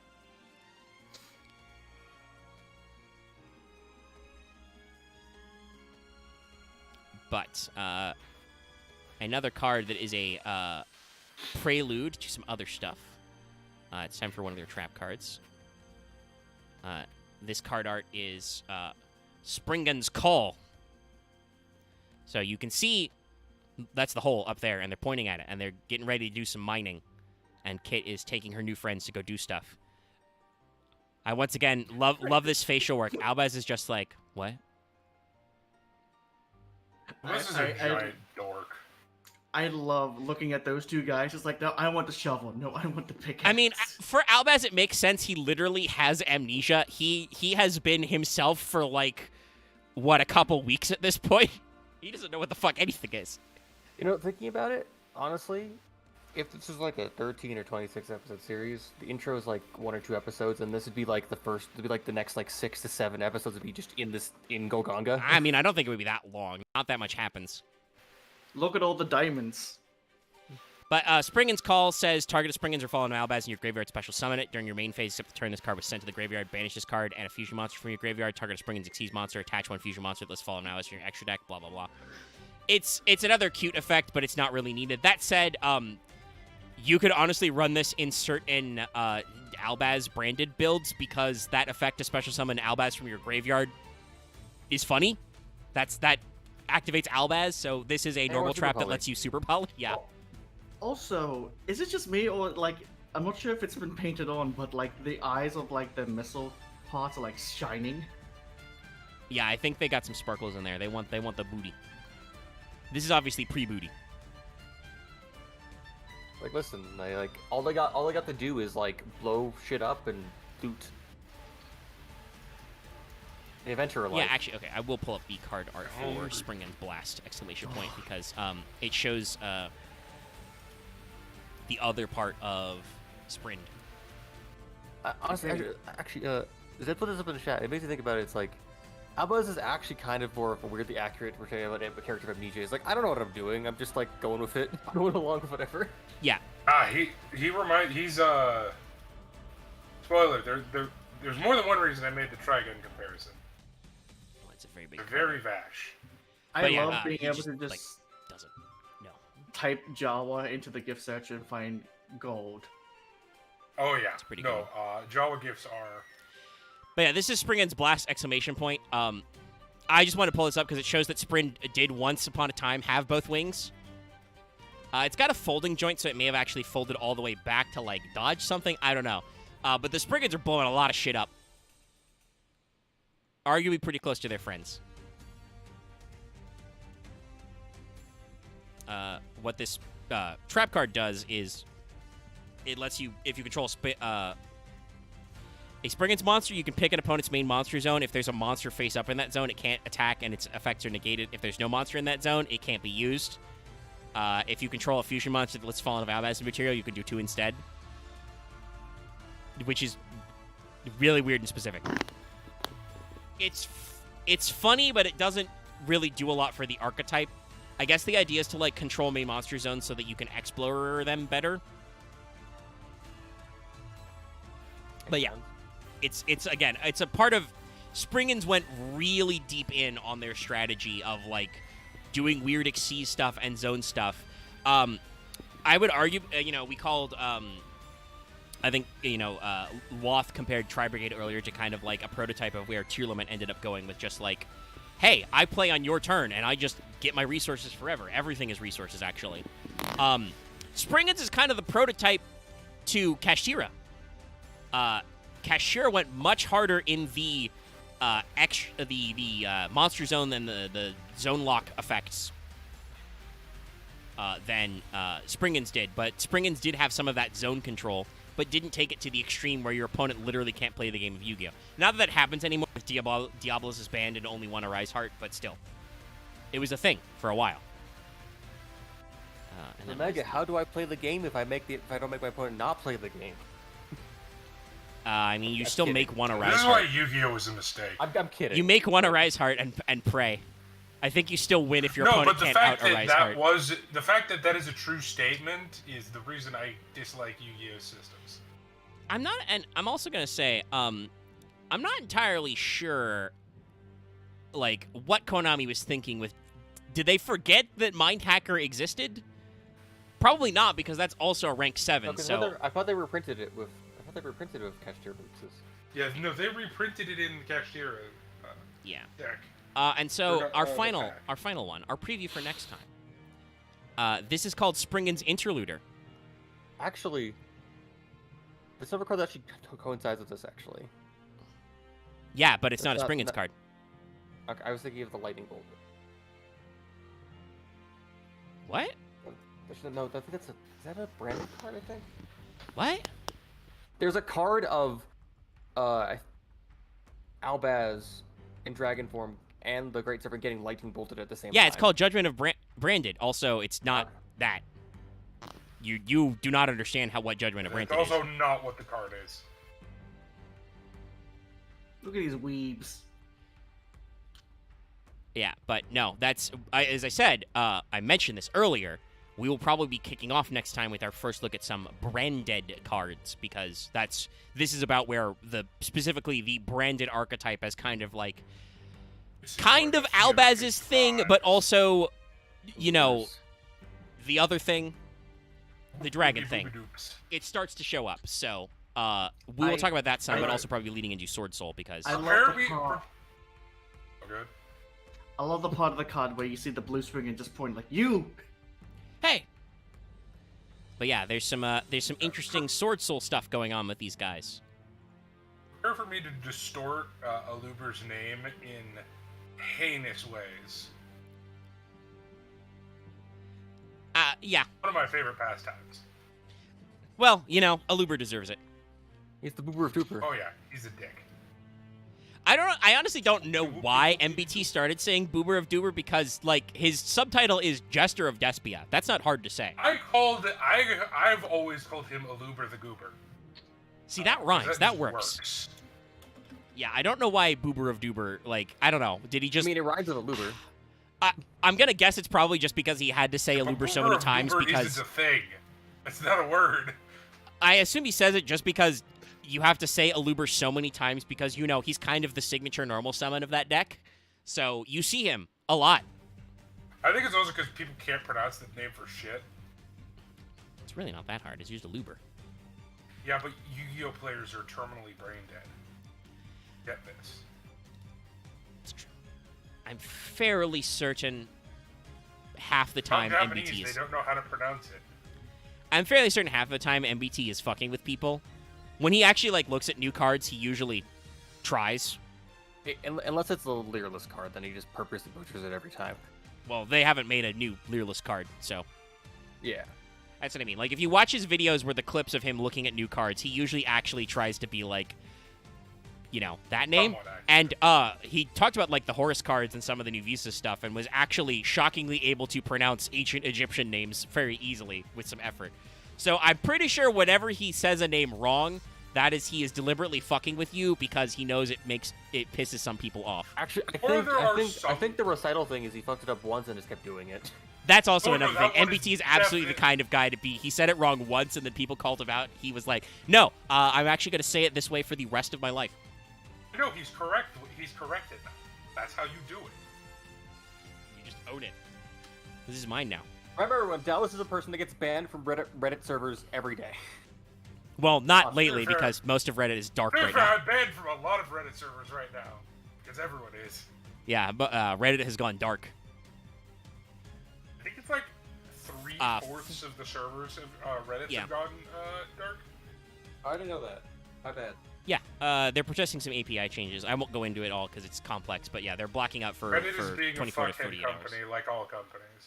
Yeah, I don't understand. Short and sweet of it. Basically, the short version is much like Twitter. They're deciding to charge for their API access, and it's dumb. I don't know why they think these people have this much money. You should just turn off your API. Ridiculous amounts.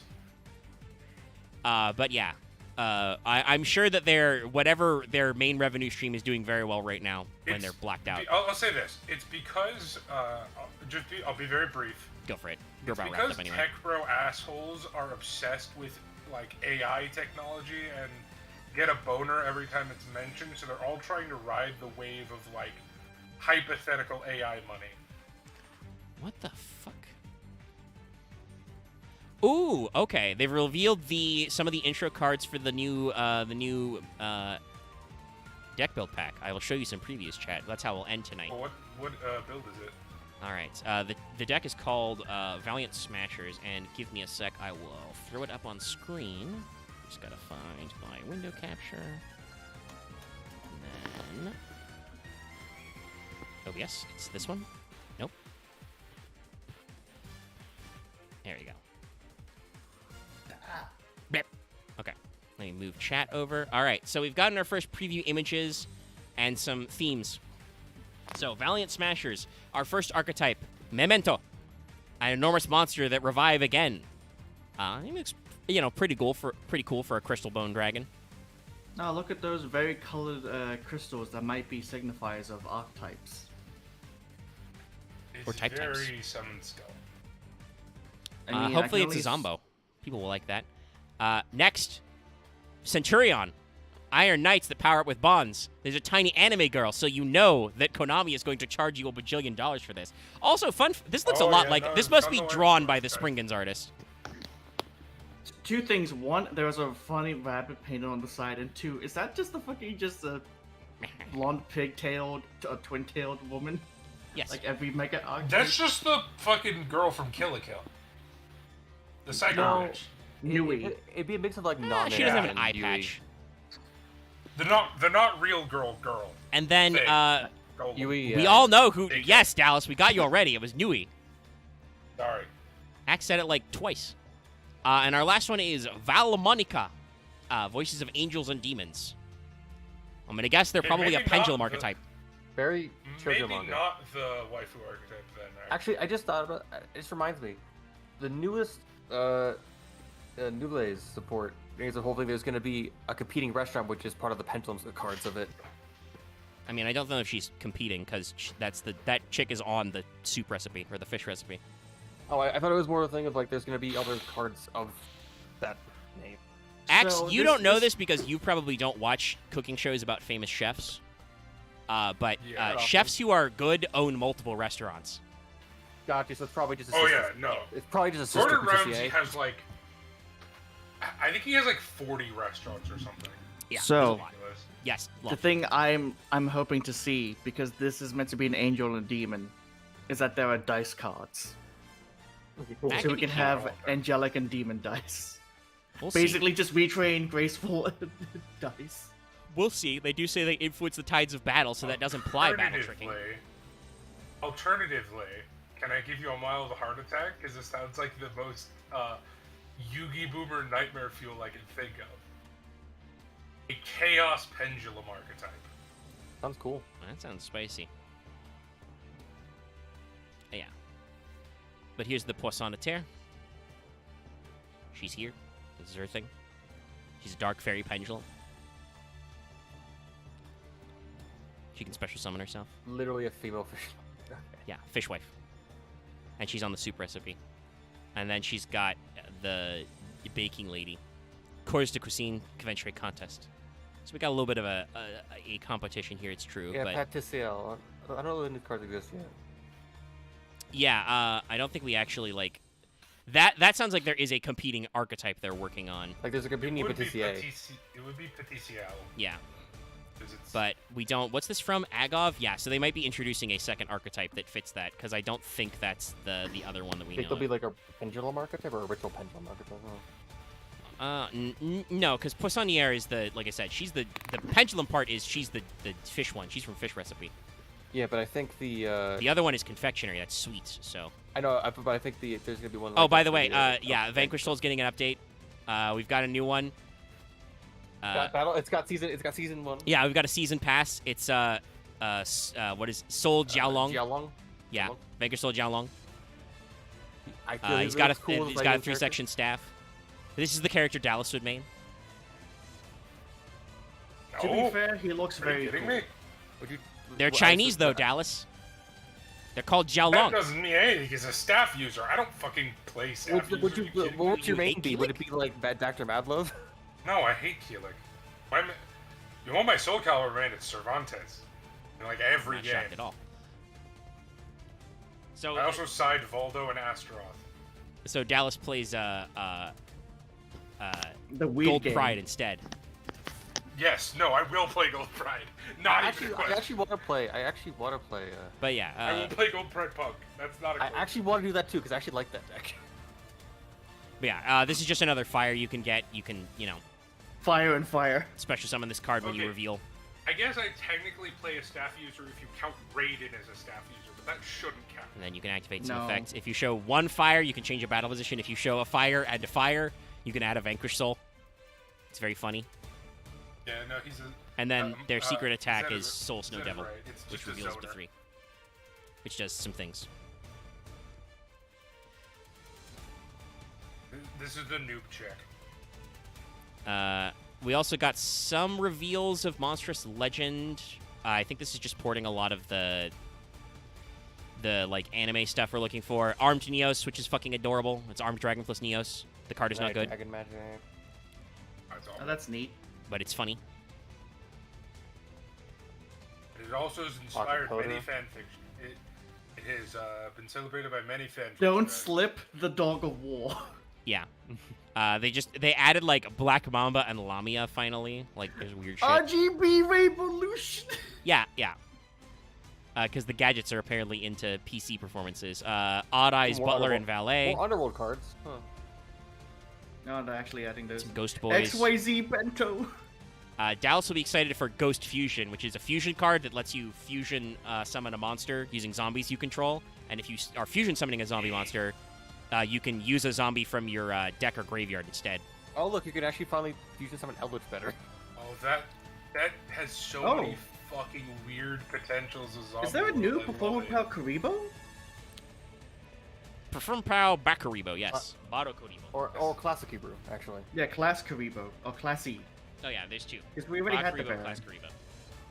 Those are both new. Praying Mantis, God. Oh, Yeah, Mother. they added some Mantis monsters. Let's see, Shadow's Light, Protection of the Elements, Protectatune of the elements.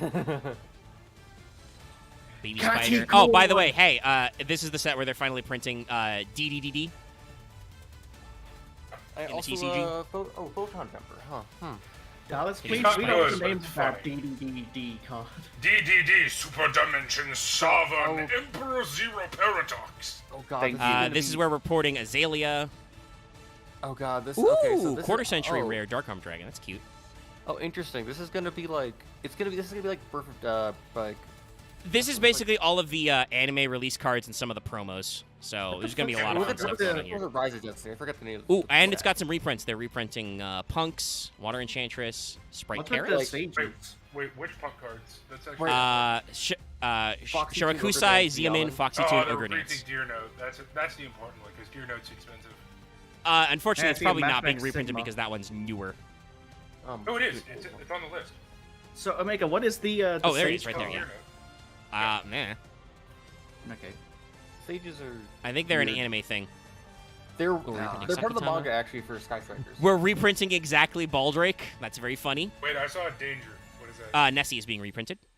Oh, of course. What's that? Looks like Rising Carp and Amazing Dragon as well. Tiramisu's getting a reprint. That's They're probably needed. reprinting Junk Archer and Draco Berserker. That's actually really fucking funny. Jinbutsu, Junk Archer's Shogun. never been reprinted. That's good. That's probably why they're doing it. Ooh, quarter century secret rare option on Dante. And we're getting a Zeus reprint and an IP reprint with possibly the quarter century rare. Your Konami. IP. Oh god, Farfetch's gonna buy so many of these boxes just to get Ooh, that baby. content. D-Fizz, Super Poly, reprint, Book Book of of Eclipse. This is the Fucking alt art for Engage. Engage. Mathematical equation. Dear Konami. Oh, the if you do oh not the meet our- entire Avenger engine's in here. Okay. Not meet our demands, Because next reprint set. We will destroy this the man code is of reading Master Duel. further along than Omega, I'm just gonna mute Axe. Welcome I'm Lab. gonna hear the same thing twice. I appreciate Welcome Lab. If you do And not Lady Lab, reprint a reprint of Lady Labyrinth, only in the quarter century secret rare though. Damn, that's gonna be fucking Are expensive. both Lady Labyrinths the same character, or is it just one wearing armor? Yeah, yes. It's literally the same. Oh. I muted the wrong person. I muted Dallas by accident, not Axe. If you do not Well, reprint, if you don't need to if be you me do not anymore. reprint I'm Air leaving. Neos, we will riot. Or at least explain to us why the fuck you ignored I him. guess I'm muted now, so it doesn't matter what I say. He doesn't exist. Yeah. I don't know. Konami, we demand answers. But yeah, let me see if At there's any least other Shadowrun good makes Yu-Gi-Oh sense. news. Oh yeah, there's the Horus cards, but that's a whole new archetype I'm not gonna unpack right now. It's just cool. It's cool. I like it. You did another. Never mind. I'm not I'm gonna just asking, is it actually work with like the Horus and like all of like the ritual archetype, or is that thinking Here's wrong? what I There's no heard. ritual archetype. Unfortunate. Wait, am I Yu-Gi-Oh thinking of a news. different name then? Yes. You're thinking of Nephthys. No, okay, Horus is the Black right, Flame okay. Dragon. Okay. And technically it doesn't work directly with, but the new Horus monsters are all level 8, so I will make that deck. What? It will be bad. That art is Is that a- adorable. Yeah, I was gonna say, is that like a Rush Duel? Yeah, this is a centered, Rush Duel exclusive live thing. twin? They've got some stuff going on. They got some cute art styles going. They've also got a brand new they've got Red Eyes support in Rush Duels. Omega, they finally made Red Eyes good. I no. mean, I think I no, don't know Red if Eyes they is a did. great deck in Rush Duel. Well, we got some new Earthband. There's the new Visas cards. I'll show this one only so we can. Hey, chat. A good thing happened in Yu-Gi-Oh. Look, it's Kit Kalos. She's shiny now. It's fine. We put all her Alright, limbs yeah. back on. She doesn't need robot hands anymore. I forgot she got fucking.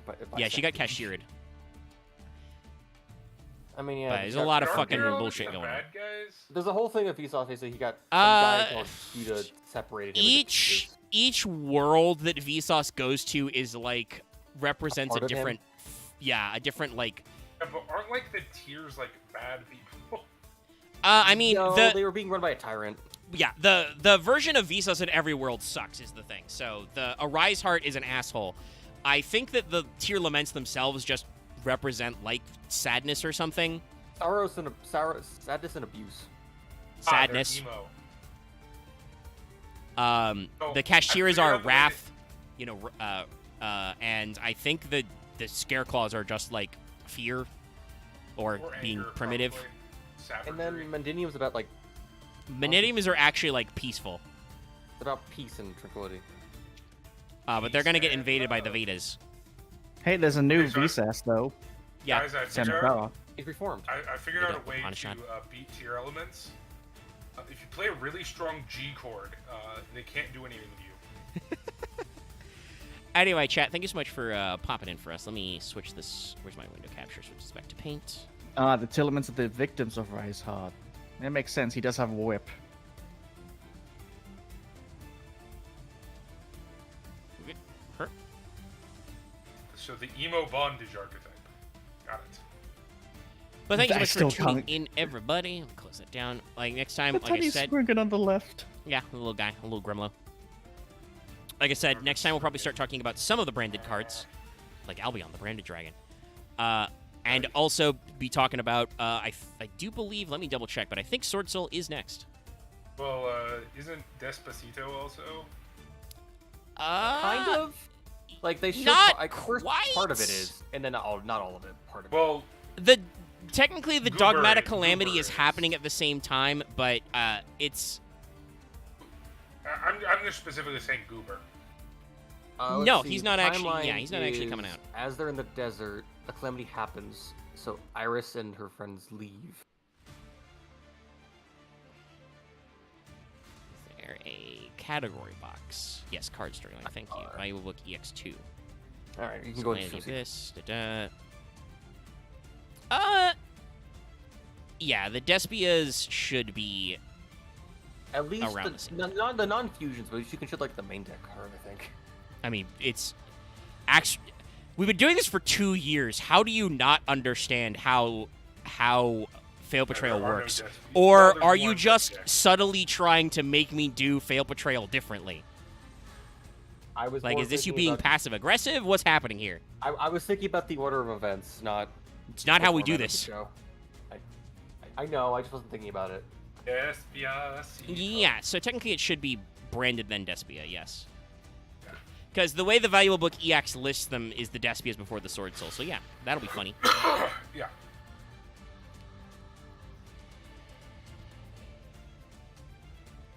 Okay, now I gotta go legally murder this guy. Well, we're wrapping up anyway. We've hit about 2.5 hours. Thanks everybody for tuning in. We'll see you guys next week. The Fail Portrayal poll hasn't been posted yet because I have been super busy and not gotten to these guys. But I have a rough sketch of what we're doing, so I'll go post that soon. If you support us on Patreon at 5 level, you can vote in the poll.